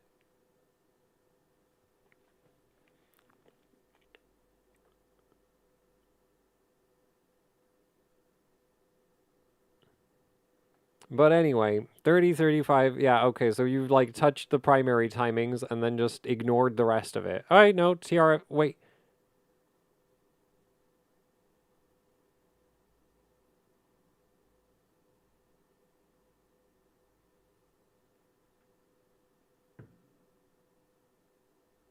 So you tightened the primaries, which I've made videos about how, like, cast latency doesn't matter because it just doesn't matter. It's like having a really low cast latency by setting your voltage super high is like, yeah, it looks pretty cool in screenshots, except it doesn't actually do anything for performance. And then we have, like, I've made so many videos about that, and I so often point out how, like, refresh interval is, for especially on DDR5, is basically the #1 timing that you can adjust for better performance. And you post this and your TREFI is on auto? Also, I just realized that like my thing is not properly aligned. Metal band phase. I've been listening to metal since like forever. So like not a phase. Though the hair is like basically I didn't get a hair like I haven't gotten a haircut since the lockdowns in the UK, so this is not like this is kind of new, I guess. Um But anyway, yeah, so like your TREFI is awful. You should have done something about that. This is a dual rank setup, so you'll want to tune your dual rank timings. Um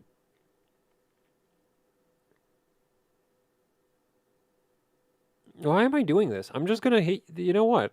Here. I am going to post a link to a video that can give you some inspiration for timings. There, just watch that video. I know it's for a 7950X, but I'll let you in on a little secret.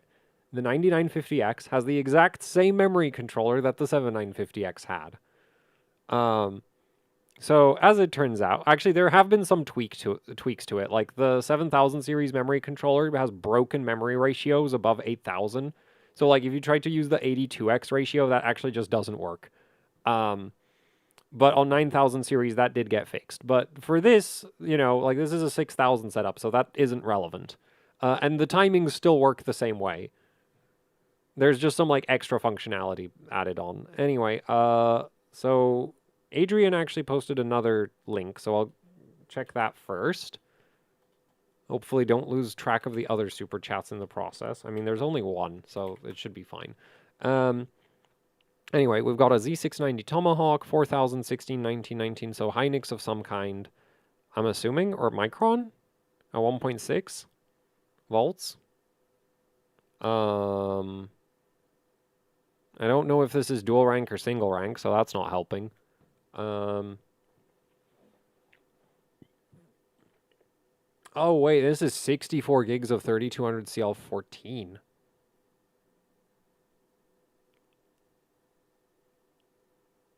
Whoa. Like, actually, whoa. That running at 4000, I am surprised. I wonder if the TRCD is actually a stability necessity. It may very well be because, yeah, like TRCD is like this timing that's like weirdly memory controller limited sometimes. And when you're running like quad rank, then like, yeah, but your TRFC is terrible. I don't know why that's at 600. If you run it, wait, is these, wait. 3200 CL4. Oh, it's not B-die, it's Micron. It's one of those, yeah, because some memory manufacturers caught on to the fact that like YouTubers, like say myself, were recommending that people buy 3200 CL14 kits and overclock them. And so I think Mushkin was the first to do this. They came up with the idea of like, well, if you just shove 1.4 volts into a Micron kit, it'll do CL14. It just won't do TRCD 14. So you get like these 3200 CL14 kits that are Micron instead of B-die, which sucks. I mean, they are quite cheap, so you're not really getting massively ripped off, but it's kind of lame, in my opinion. But anyway, yeah, so this is Micron, not B-die. Because if this was B-die, this would be really, really impressive. If this was Samsung B-die, I'd be really, really impressed. If it's Micron, then it actually is less impressive, because Micron's easier to run. And it might even be single rank if this is Micron. So 16, 19, 19, 360, 2T, 44, 600, 65,000. That all looks good. RTP 8, TFall 16. So that's all good. Oh, TWR so low that it bugged out. 8, 4, 12, 12, 8, 4, 28, 24. I'm not sure if the 8, 4 is actually necessary. 7, 7, 12, 12, 7, 7. So this all looks good. Yeah, this just looks good to me.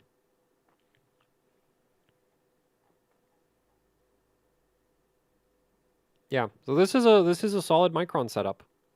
And like the biggest weakness of Micron on say AMD is that like you can't adjust if you're on AM4 you can't change the refresh interval.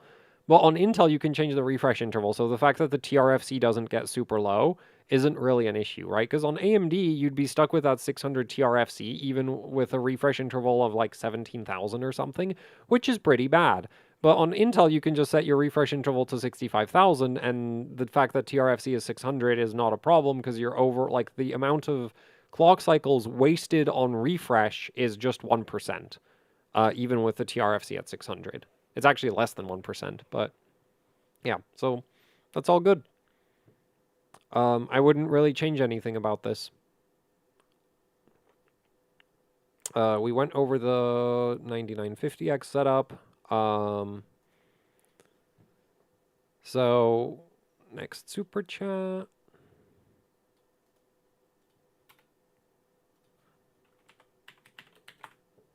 Okay, this one also works. Got a 5950X. Running 3866. That is surprising to me, because my experience with running more than 1900 FCLK has been horrible. Then again, my sample size of Ryzen 5000 CPUs is 2. And the 5700X is even worse than the 5700X3D that I have is even worse for FCLK than my 5950X. But anyway, let's go through these timings. So 14, 14, 15, 14, 28. So generic B-die primaries, but admittedly somewhat higher clocks and also correspondingly higher voltages. Also, I've not been drinking for the last like almost 2 hours, so my throat is like not thrilled with me.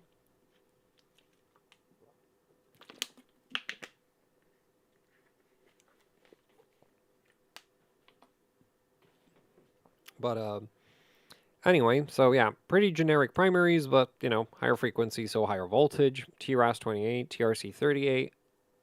So that TRC is not real because your TRP plus TRAS are 42.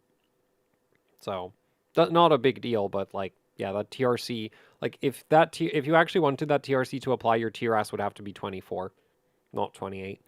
Anyway, TRRDs and TRRDL, we've got 4.6, TFOS 20. Does 16 not work on this? Why would you set it to 20? 16 should basically always work. WTRS 5.14. This is really loose. These could be like 4.8 or even like 3.8 or... I think the lowest I've seen is like a 2.6 for the WTRs, so that's really loose. TWR is awful. That's auto. 24. This should be 12 or 10. TRFC at 270, that's good. SCL is bad. These should be 4.4. They should not be 5.5. Or TP8, good. Is this dual rank? This is dual rank. Yeah, so you should have... Wait, is this... Yeah, you should just set these to 4.466. No, 4.567. I'm assuming this is a 4x8 setup, because if this was a 2x16 setup, I imagine this would be 5.476.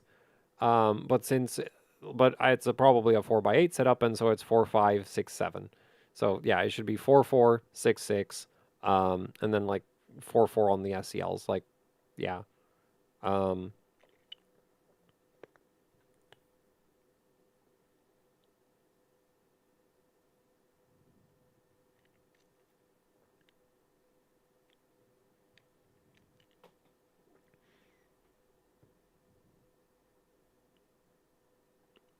7000 series can use unlinked FCLK? Yeah, I've covered that in so many videos. Why are people surprised about it?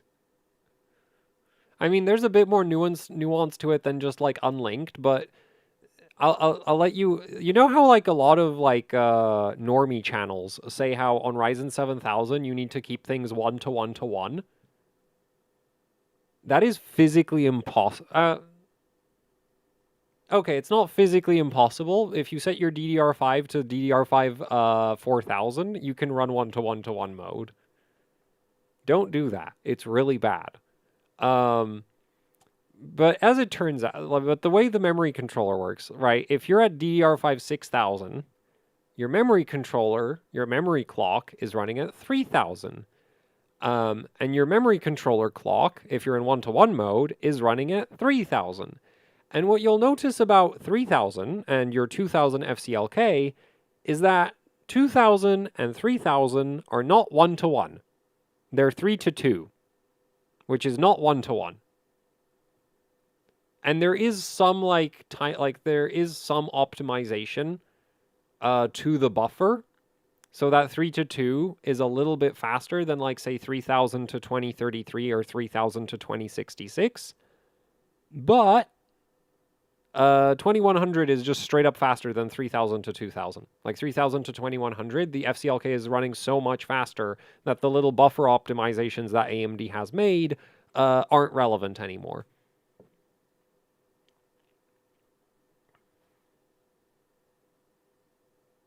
So, yeah. And then like if you're at like 6400, you like have the buffer optimizations are for like 2133 because that's again 3 to 2. So like 3 to 2 is slightly optimized to be better than like things that are close to 3 to 2 but not quite 3 to 2. But if you just set like 3 to 2.1, that's actually just faster. I guess that's one way to put it, is like 3 to 2.1 is just better. Anyway, I guess I'll just grab a random submission at this point. We're almost at 2. Oh man, we've still got 15 minutes.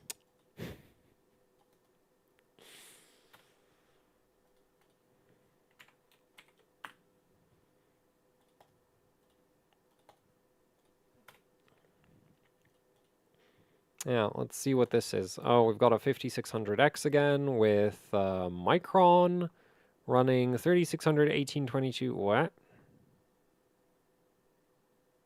Oh, 16 gigabit eDI. Okay, yeah. Well, that sucks. 18, 8, 22, 22, 42, 64, 4, 4, 16, 5, 14, 16. Yeah, like the primaries are bad because this memory chip is bad, so that's not your fault. That's just bad RAM. SCL's 4, 4. This is single rank, so yeah, there's not really. I mean, the TRFC is decent. Like the TRFC could be worse. But yeah, this is kind of rough in terms of timings. And I actually don't know much about eDI, but seeing this, I don't want to know much about eDI because I feel like that I'll just know that I'll know just how bad it is.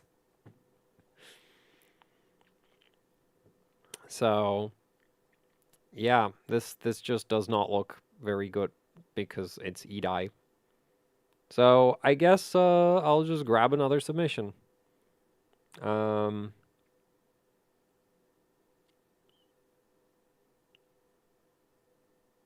I guess I'll go in order from the one that I grabbed last.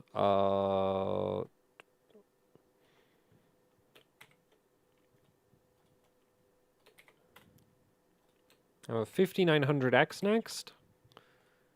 Running 3733, 18821. Oh boy, Hynix, MDI. Oh, of course. 16 gigabit, but yeah, 1821, 21, 21, 29. So that TRC is not real, but that's kind of cool. 4, 4, 16, 4, 12, 12. I mean, like TRAS and TRP being 21, that's like a TRC of 42, so that's still cool. I'm not saying the 29 is cool. I'm saying that like the TRP plus TRAS, like 42, like that's pretty low TRC. Anyway, 4, 4, 16, so that's all good. 4, 12, 12, 4, 9, 4. That's actually not bad TRFC at all. Like that's like better than the Micron setup that we saw before. 4, 4, 16, 12, 10. And this is, oh, it is dual rank, so 4, 4, 6, 6. This all looks good. Lowering TCL to 17 gives WHEAs, and 16 is no post. How does 17 give you WHEAs when you have gear down mode enabled? Unless you turn it off. I guess you turned it off. Did you also raise the command rate to 2T when you turned it off? Because that could be one of the reasons why you'd be getting hardware errors. VDIM can do stock 1.35 with bump to 1.36. I think you might be able to run CL16 if you bump the memory voltage to like 1.4 or higher. Not that it would really improve performance very much, but, you know, if you wanted to experiment with that, you could. TRFC is literally at the edge, lowering it to 490. It'd be solved instantly. Man, I would personally not run my TRFC 4 cycles away from blue screen. Um, that just, yeah, that's just not a thing I would do. That just like what if the room temperature changes a bit and then then your refresh cycle takes longer and then it doesn't work. Um, Mobo doesn't seem to like less than 53.3. That might actually be more the RAM that doesn't like less than 53.3. I think. And it might also be because you're running so much memory at once. Like, because this is like quad rank. So that makes sense. It likes 48 on S8B. Yeah, that's just like memory. Like, different memory will potentially require different terminations. G-Skill heatsink design is terrible. Needs fan to run these timings even at 1.35 and the sticks get to 70C.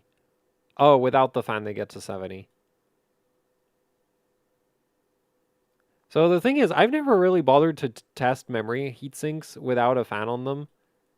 Because like if you're not in a like depending on your like your ambient like the thing is RAM doesn't produce a lot of heat, so it takes forever to reach equilibrium.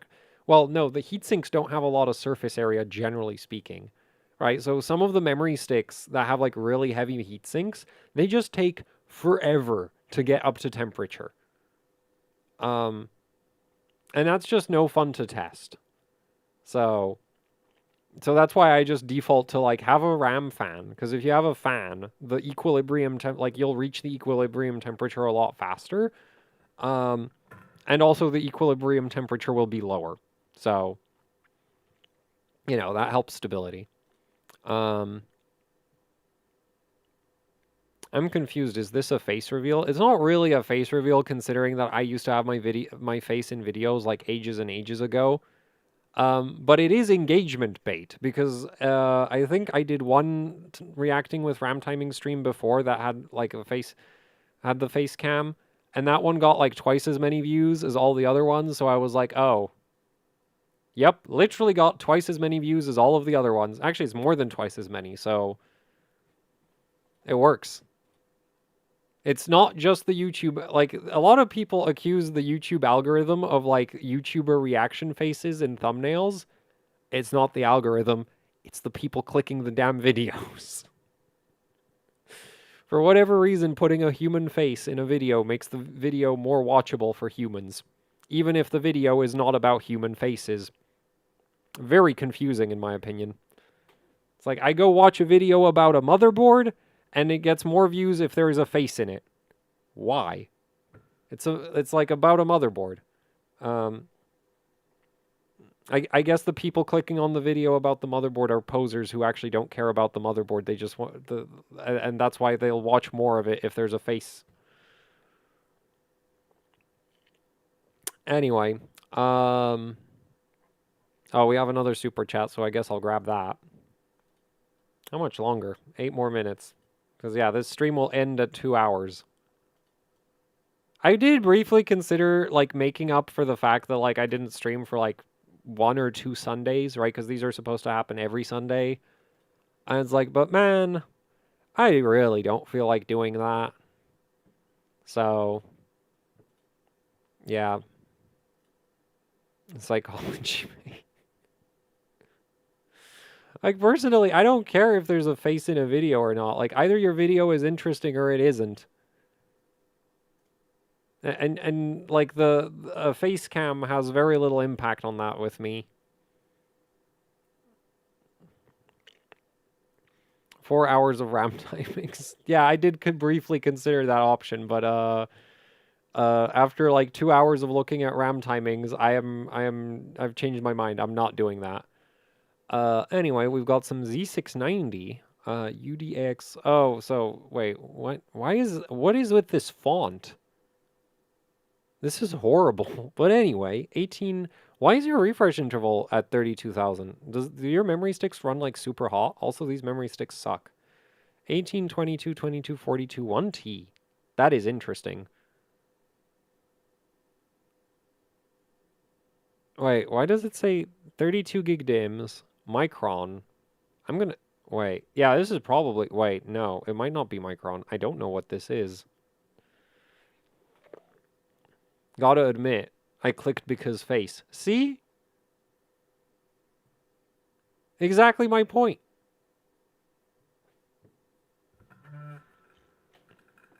You put cool ancient motherboard in video, nobody cares. You put face in video, everybody clicks on the damn thing. Anyway, 18, 22, 22, 42, 1T, 66, 17. Why 66? Why not 46? Like 46 usually works, and T4 24. What is this? I'm not aware of very many DDR4 memory chips that don't do TRRD S4. Oh, I should have said 6.4, not 4.6. Because the timings are the other way around. Yeah, I'm really not a... I mean, actually, there are some Micron memory chips, but they're not 8 gig... But those are like 8 gigabit Micron memory chips that are weird about TRRD in my experience. This is not 8 gigabit, because this is... This seems to be 64 gigs of RAM. 1.45 VDD QTX. That is a lot of VDD QTX. Unfortunately, I'm not, like... I mean, I would probably, like... Well, that's about, like... I would not raise it any higher than that. And the tertiaries look auto. Actually, I guess the secondaries might be auto as well.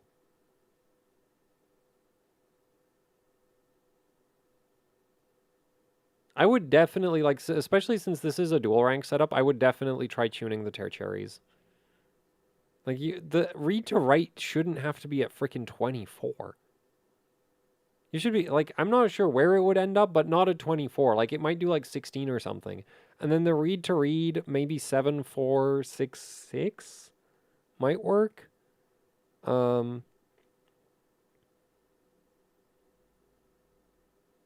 Yeah, but like I don't recognize the memory chip, so I don't have like, and even if I did, I don't think I would necessarily have experience with this specific memory chip, so yeah. I don't really have great suggestions for this because I'm really not sure what it is.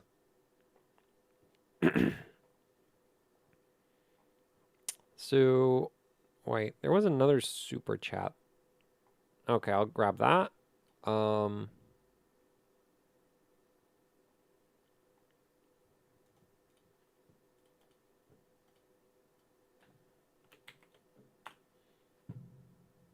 That did not work. Why?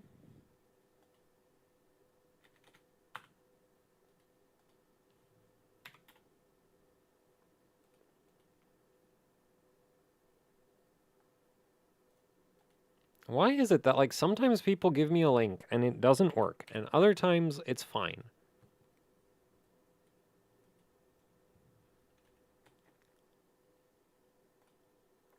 Like, what do the people that, like, what do you do when you give me a link that doesn't work? Like, how do you manage that?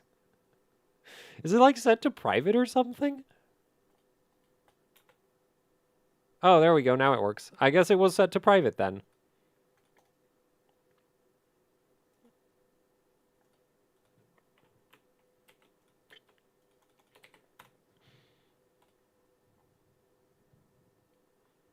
So, no fan, not water cooled, DRAM VDD 1.64. Imagining the refresh interval is just really low. Oh, it's not even that low. It's 70,000. Which actually, funnily enough, as your memory frequency goes up, your refresh interval effectively gets shorter. So, like, TREFI 70,000 at 6,000 is significantly longer than 70,000 at 8,200. Because the clock cycles are longer. So, yeah. Anyway, 34, 50, 16, 46, 36. Wait, how much voltage was this with? 1.64. Oh, well, I'll just Intel memory controller things. 50, 16, 46, 36, 2T on a Apex, of course. 12, 8, 650, 70,000. Is this 24 gigabit? Oh, yeah, it is. Okay, that makes sense. 12, 16, 4, 34, 15. Yeah, this all looks good.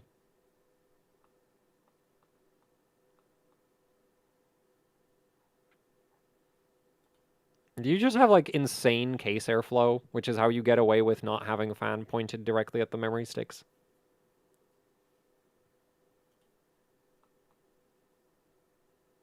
Or do you just like not run anything memory intensive so the memory just never gets hot?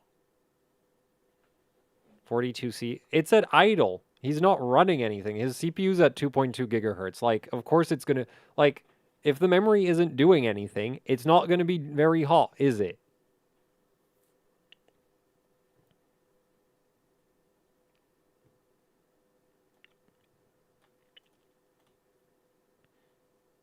It gets up to 60.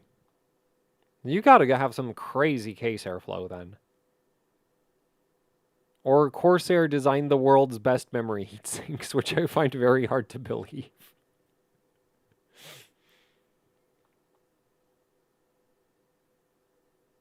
Will you make a video about 14900K microcode on the Apex Encore?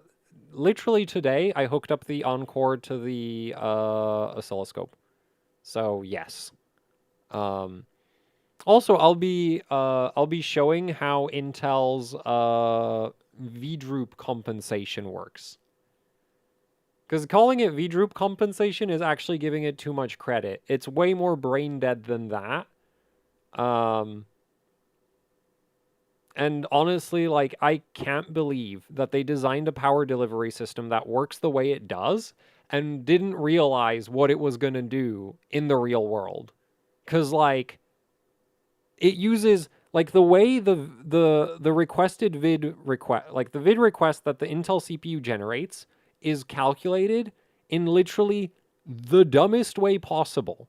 So if you do them, like, literally you can write out on paper exactly what vid request the CPU will send for, like, basically any scenario, any load scenario, because it doesn't actually account for the load scenario at all. It just accounts for how many cores are active. Which is how you end up with the insanity voltages in certain scenarios, because the CPU is actually brain dead.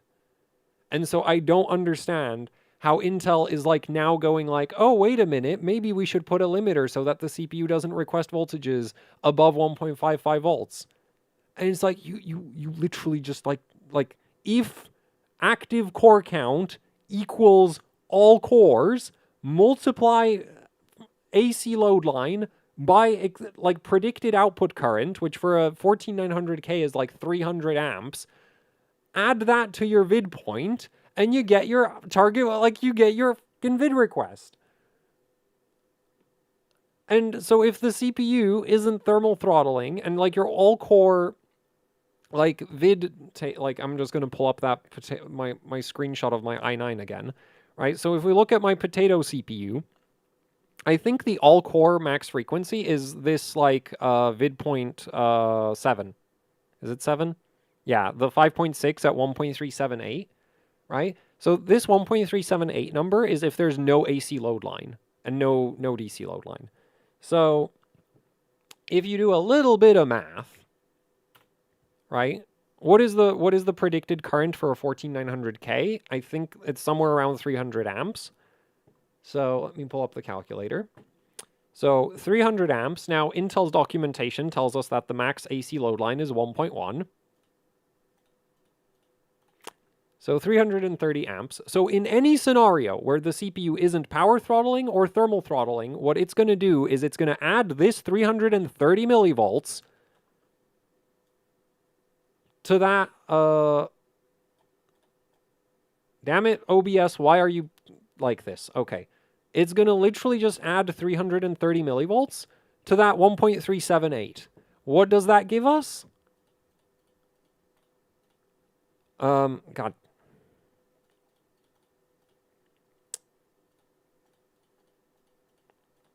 Oh, 1.7 volts. Now, usually, like, that is actually, like, the vid request you would get. if the CPU, like if my and I'm gonna basically show that I'm not sure if it's entirely gonna get all the way to 1.78, 1.708.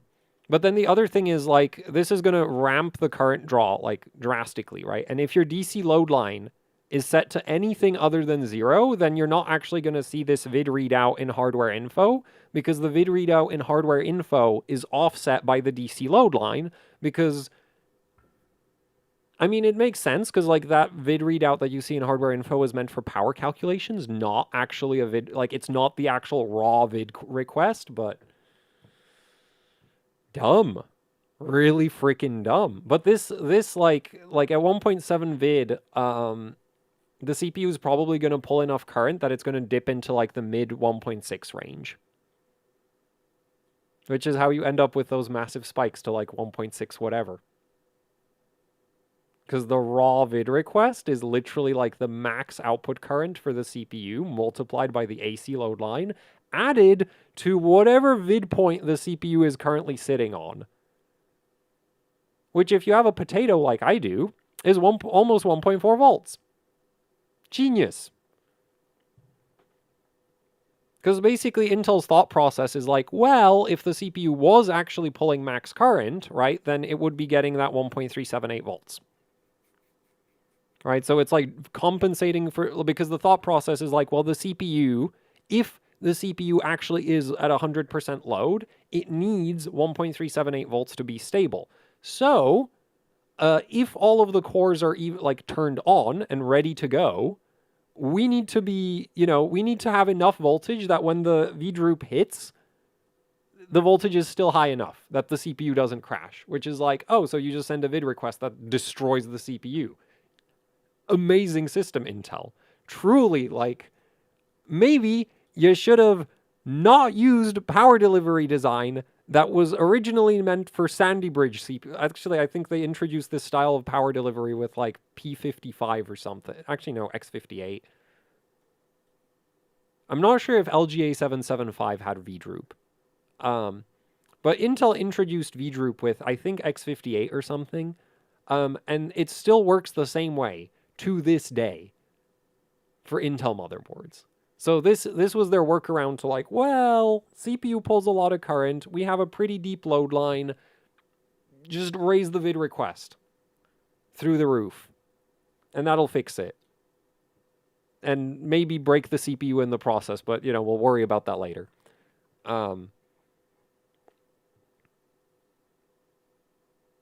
So, like, the way the power delivery works on Intel CPUs is just absolutely just brain dead.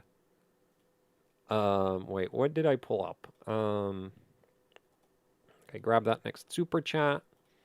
Also, no more super chats, please, because I do want to end the stream. What kind of annoys me is that I'm doing this demonstration on the Apex when on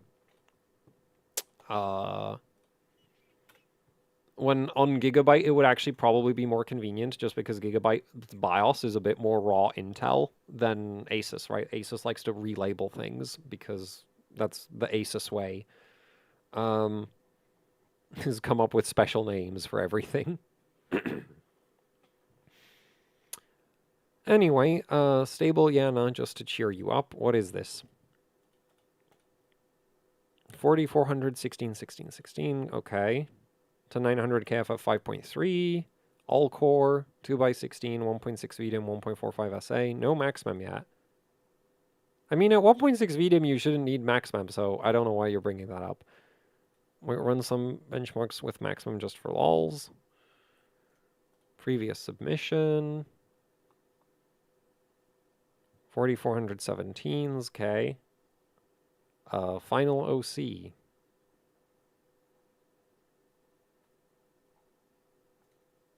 Oh. Wait, no, damn it. 4533, 18, 19, 19. This is on dual rank. Man, that is... I mean, it is an Apex 13, so that makes sense, because that board is, like, amazing for DDR4. I really wish I had one. But they're kind of rare, and when they do show up, they're really expensive. I wonder why. Anyway, 18, 19, 19. And actually, probably the main reason that board is rare is because 11th gen was such a massive flop. Anyway, 18, 19, 19, 38, 2T, 44, 380, 65,000. That's a, I mean, with the setup like this, it honestly doesn't matter if the TRFC is 300 or 380. TWR 16, RTP 12, TFAL 16, TCKE 4, 7, 4, 11, 11, 7, 4. You're gonna want to do something about the wait. Oh no, that's I keep forgetting that Asus does same, like they do all the single rank timings first and then they do the dual rank timings.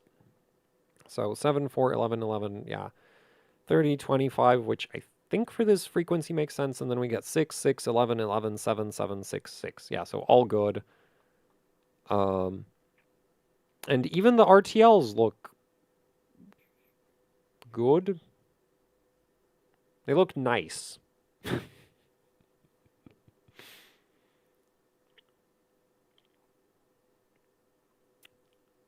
But I think this is actually manually tuned, because I think auto IOLs would be like 14 or something horrible like that.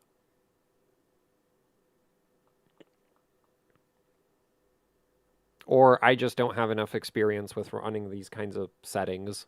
Which is very true, because I don't think like, my 10900K really kind of, like 4530 on dual rank is not going to post on my 10900K, I don't think. It was not very good. But yeah, so this is like some, like this is like peak 10th gen memory performance right here.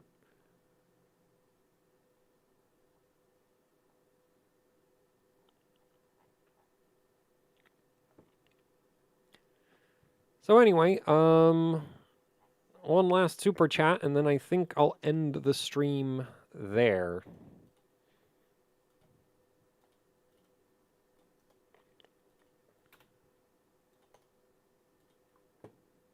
So let's see what this is. An E7500. Well, I don't know what this is, man, so this is going to be rough.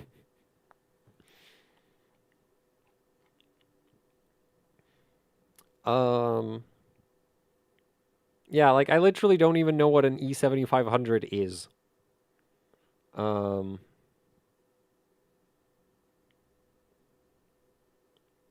we've got 4500. Oh, this is 1600 898. So that's not really that. Yeah, that's not really anything that crazy for DDR3. Then again, I don't know anything about this damn platform, so I don't know. Maybe this platform like hates timings, but that doesn't really make sense.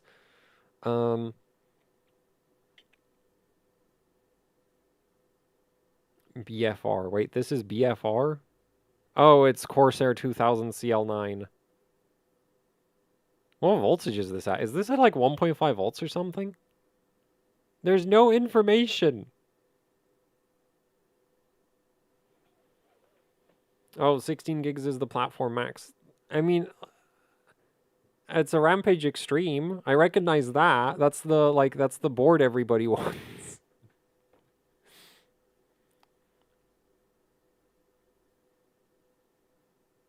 1600 is good for 4x4 on 775. Okay. Well, I wasn't really, like, I didn't think the memory, like, the memory speed, like, I'm wondering why it's not like CL7 or something. I'm guessing it's pretty low voltage. It's at 1.65. Okay, well, I don't know enough about BF4.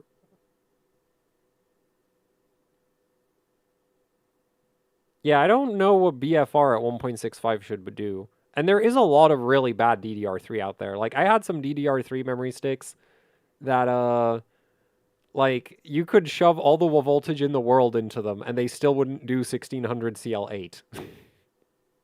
So, you know, so sometimes you just get so with DDR3, like, yeah, I guess it could be one of those. Well, 1.65 for DDR3 is normal. That's literally XMP voltage. This is limited by the platform too. Yeah, but I don't know anything about 775, so, you know. And you might need CL8 for 1600 to work. Oh. Well, yeah, I am clueless about 775. Because yeah, I wouldn't like BF4 isn't like that bad as far as I know.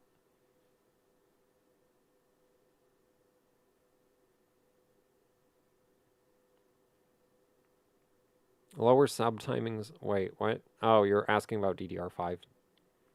Sounds like platform limit. Well, maybe. I'm clueless about 775.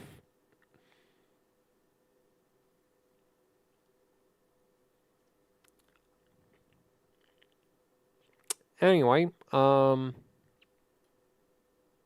need to comment what to change. I'm not interested if you ever tried to play around with old platform. Maxed out memory capacity for this board.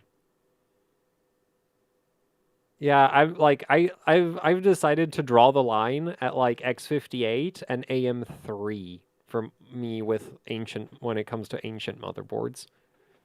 Because 775, as far as I can tell, is like a bottomless pit of like binning motherboards, binning CPUs, because I mean the CPUs aren't really a problem because they're like dirt cheap. You literally buy them by buckets. But yeah, I don't need another bottomless pit of motherboard purchases. So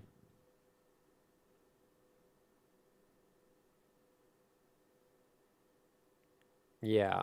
Um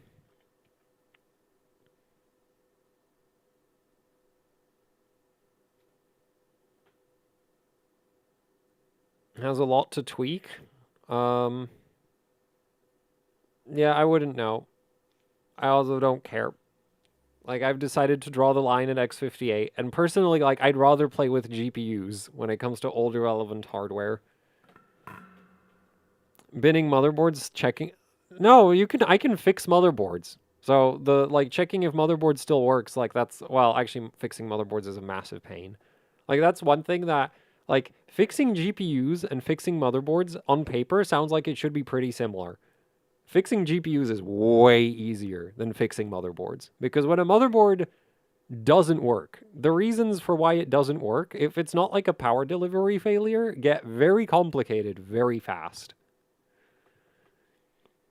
So, whereas with GPUs, if it's not a power delivery failure, it's a memory chip. Easy. Or somebody shaved off a bunch of components. Um, but also is SA 1.33 high? No. That's I mean, it's a bit on the higher side, but it's not like concerning. I wouldn't worry about that. Older GPUs are easy and fun. Well, older GPUs actually overclock unlike modern ones. If you could make your own graphics card, what would you do? I have never really thought about that. I don't like the thing with GPUs is like, oh, actually, no, I would like a, like, well, no, because the thing is, if it's a modern GPU, then like there's so many rules about like, oh, you can't do this, you can't do that, you can't do like, so on a modern GPU, there's not really much I'd want to do because there's not much I could do.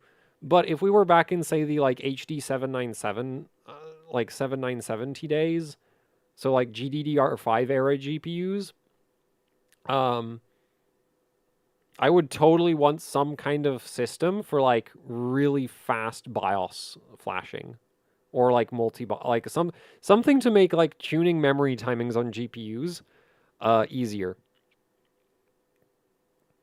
How old is too old for a GPU? I mean, the oldest GPUs I go for is like HD 4000 series.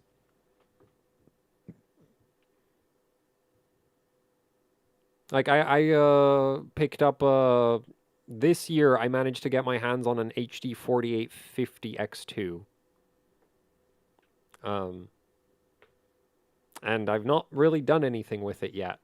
Because it's one like that's the one downside with the really old GPUs is when you like they need like special drivers and the compatibility on modern motherboards is awful and yeah, so like switching from like ancient GPU to like modern and like back is not super convenient and kind of a problem when you need to make content about modern hardware and then it's like, "Oh, I'd like to go mess with something ancient and it's like a pain to set it up." So, no, that's like GTX 200 series, I think. But I don't, for NVIDIA, I don't go older than 400 series.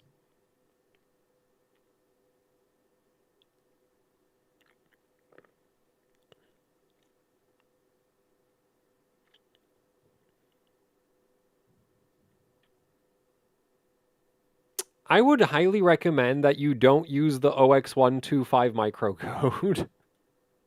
Because the 125 microcode fixes a bunch of bugs with thermal velocity boost that allowed thermal velocity boost at extremely high temperatures. But as a side effect, as a side like fix, Intel also blocked. Like it used to be that your motherboard out of the box would set the AC load line way below where it's supposed to be.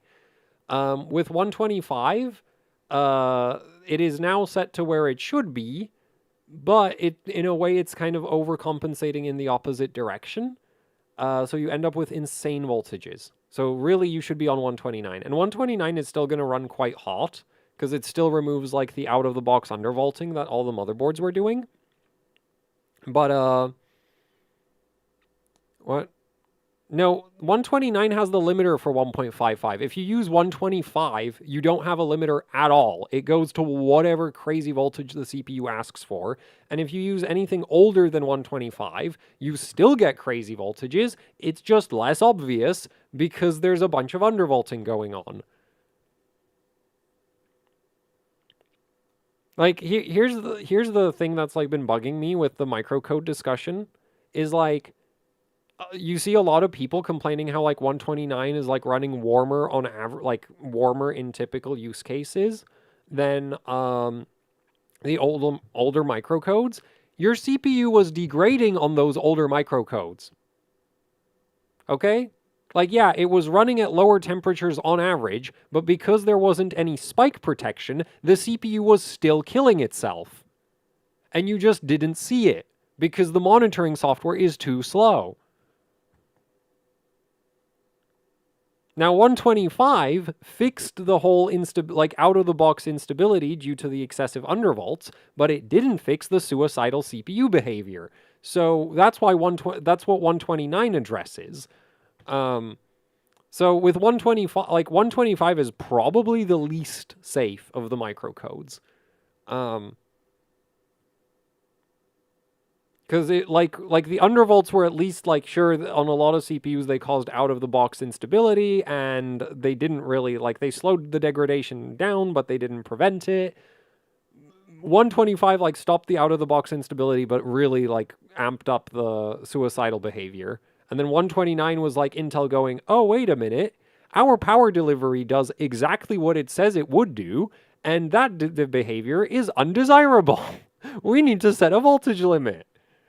They don't test anything in that company. I mean, I'm assuming the reason they haven't bothered to like investigate how their power delivery works for like several years is because for like during the 14 nanometer era, the voltages and the boost algorithms weren't that aggressive, so it just kind of didn't matter if your power delivery was kind of dumb. But it's like now they're trying to make CPUs with like extremely high max frequencies and very high operating voltages, and we're still using a power delivery system that works basically the same way it did on like Sandy Bridge CPUs.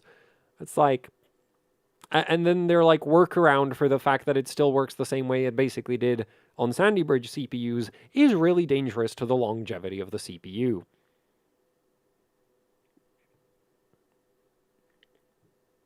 But anyway, so like 129, I would really recommend you go to 129. Because sure, the average voltage goes up, but it prevents the spikes. It like actually blocks them unless your motherboard has something wrong with it, in which case you should probably just get rid of the motherboard.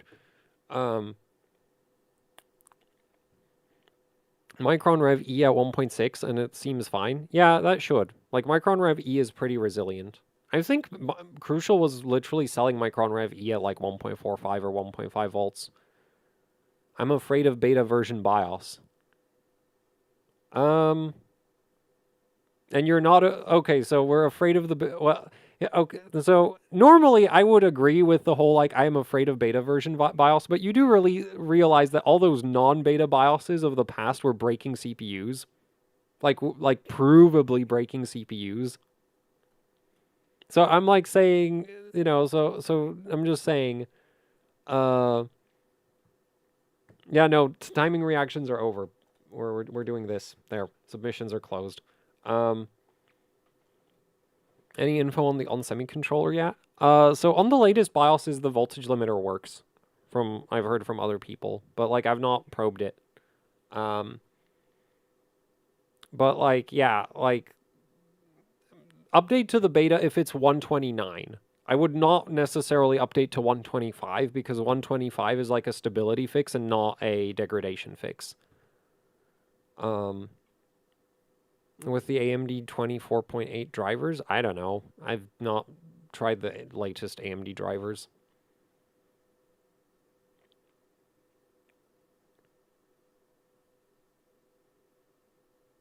What I noticed before that, yeah, like that was the bug with TVB, was that like TVB would work, like you would get 6 gigahertz even above 70 degrees Celsius, which was not supposed to happen because Intel's brain dead implementation of the boost algorithm was like, here's Intel's thought process for like this 6 gigahertz at 1.5 volt setting, okay?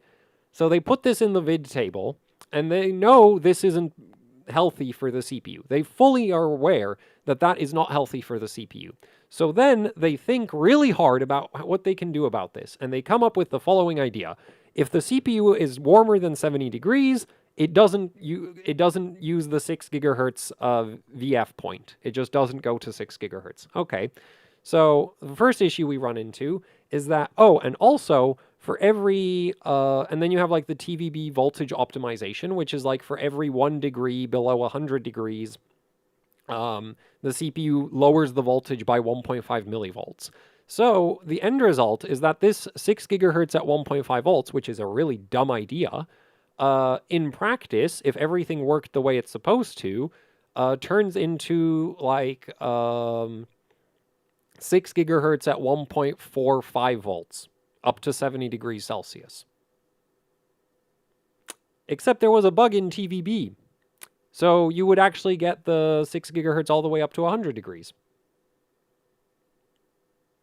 And they just didn't know about it for like 2 years because they don't test anything ever.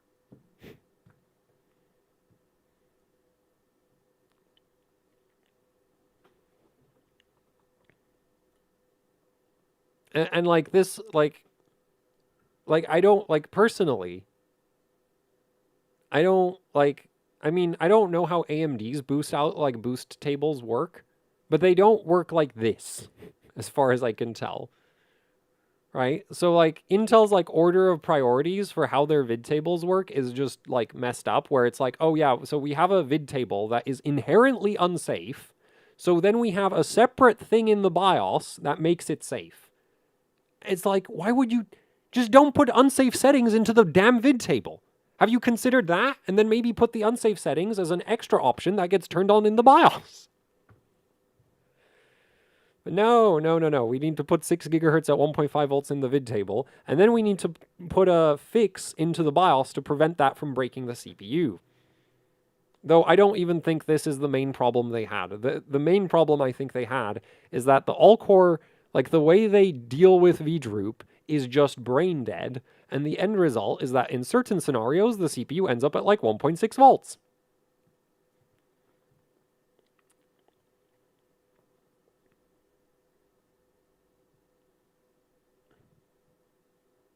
Oh, and what I find really funny is that apparently the 129 microcode fixed a bug with the system agent voltage. Like if you set the system agent voltage too high, it would cause the CPU to lock up. So apparently they fixed that too now. Cause like, and you thought AMD software was bad. Like, man, Intel's freaking like this is just like, man, you thought AMD software was bad, and it's like Intel just never had to worry about their software because the silicon was so good. And now that their silicon isn't the best at everything by just existing, because to be fair, like, making a better CPU than an FX CPU was not exactly a challenge. Like, Intel just, like, yeah, like, it's like, oh, they, like, don't have systems in place for, like, basic platform validation, apparently. Because the thing is like, you might be like, well, why didn't 12th gen have all these problems? Well, 12th gen technically does have all the same stupid behavior that 13th gen and 14th gen does.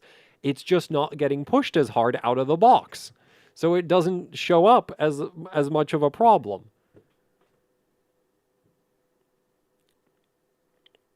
No, I think Intel's thought process for this, the behavior is just like, oh, it just, like, it work, like, does it crash? No, cool, ship it. It's like I don't get how, like, how do you have that many employees and nobody bothers to check how your CPUs actually behave in the real world? Or somebody did check and then they, like, couldn't tell, and then, like, nobody listened to them. Because, like, I just find it, like, insane that, like, this kind of issue, like, it 2 years to fix it, and it's still not, like,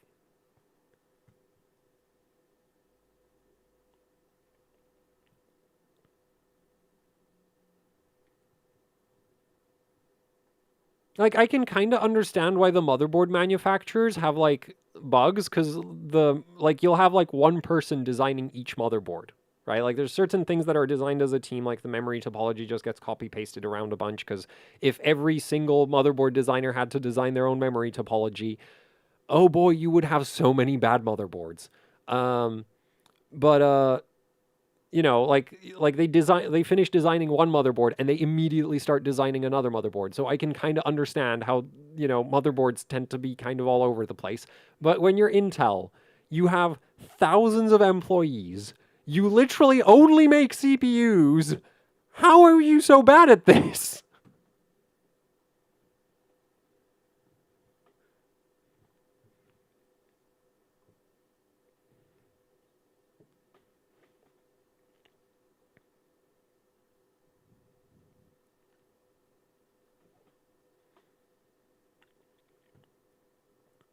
Anyway, I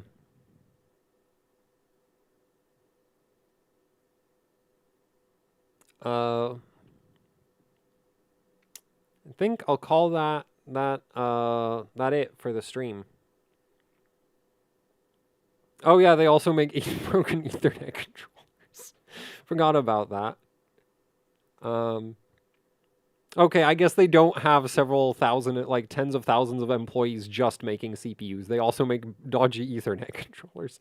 The funny thing is, like, Intel used to have, like, the best, like, for 1 gigabit, Intel was amazing. Like, I had, like, terrible experiences with certain Realtek 1 gigabit controllers, but, like, never had any problems with the Intel 1 gigabit, and I think their 10 gigabit also has, like, a really good reputation, and then their 2.5 gig is, like, terrible. Though, funnily enough, my daily system has the 2.5 gig Intel controller, and I never really had issues with it. Then again, I only ever run it at 1 gigabit, so yeah. Anyway, I'll actually end the stream here, because, yeah, it's over. So there will be a video showing, like, I'll do a video of like, OX129 with the Apex on core, and I'm also going to do a video of, like, it's basically a follow-up to the AC/DC load line video that I did with Gigabyte, except now, like, because the thing is, the way Intel does the, like, how they track how many cores are active is, like, tied to C states, and there's, like, a way to completely disable power savings that I wasn't aware of in Windows, so I finally had that explained to me by somebody. So now you can, like, so now I can force the CPU into the, like, all cores active P state without necessarily having to run anything, right? That's why, like, Cinebench was the way I was getting the really big spikes, because when Cinebench stops or starts, right, as the threads are getting prepared, all the cores get fired up before they have work available. So the like, the AC load line voltage offset kicks in before the cores are actually loaded, and that's how you get the really high voltages. Or right as the benchmark finishes, right as the cores are finishing their work, they're still active, right? Like they'll finish their work and the core is still active, so the extra, like the V-droop compensation is still applied, even though the core isn't doing anything anymore, and so you get massive voltage that way. But now I have a way of doing that without actually running anything at all. We can just keep the cores active while sitting on Windows desktop. Anyway, I am now going to actually press the stop button after. Should I do the outro? There's like links in the description if you want to support the channel. I'd appreciate it if you check those out. You know? So, yeah. There. That's the outro. Thanks for watching, and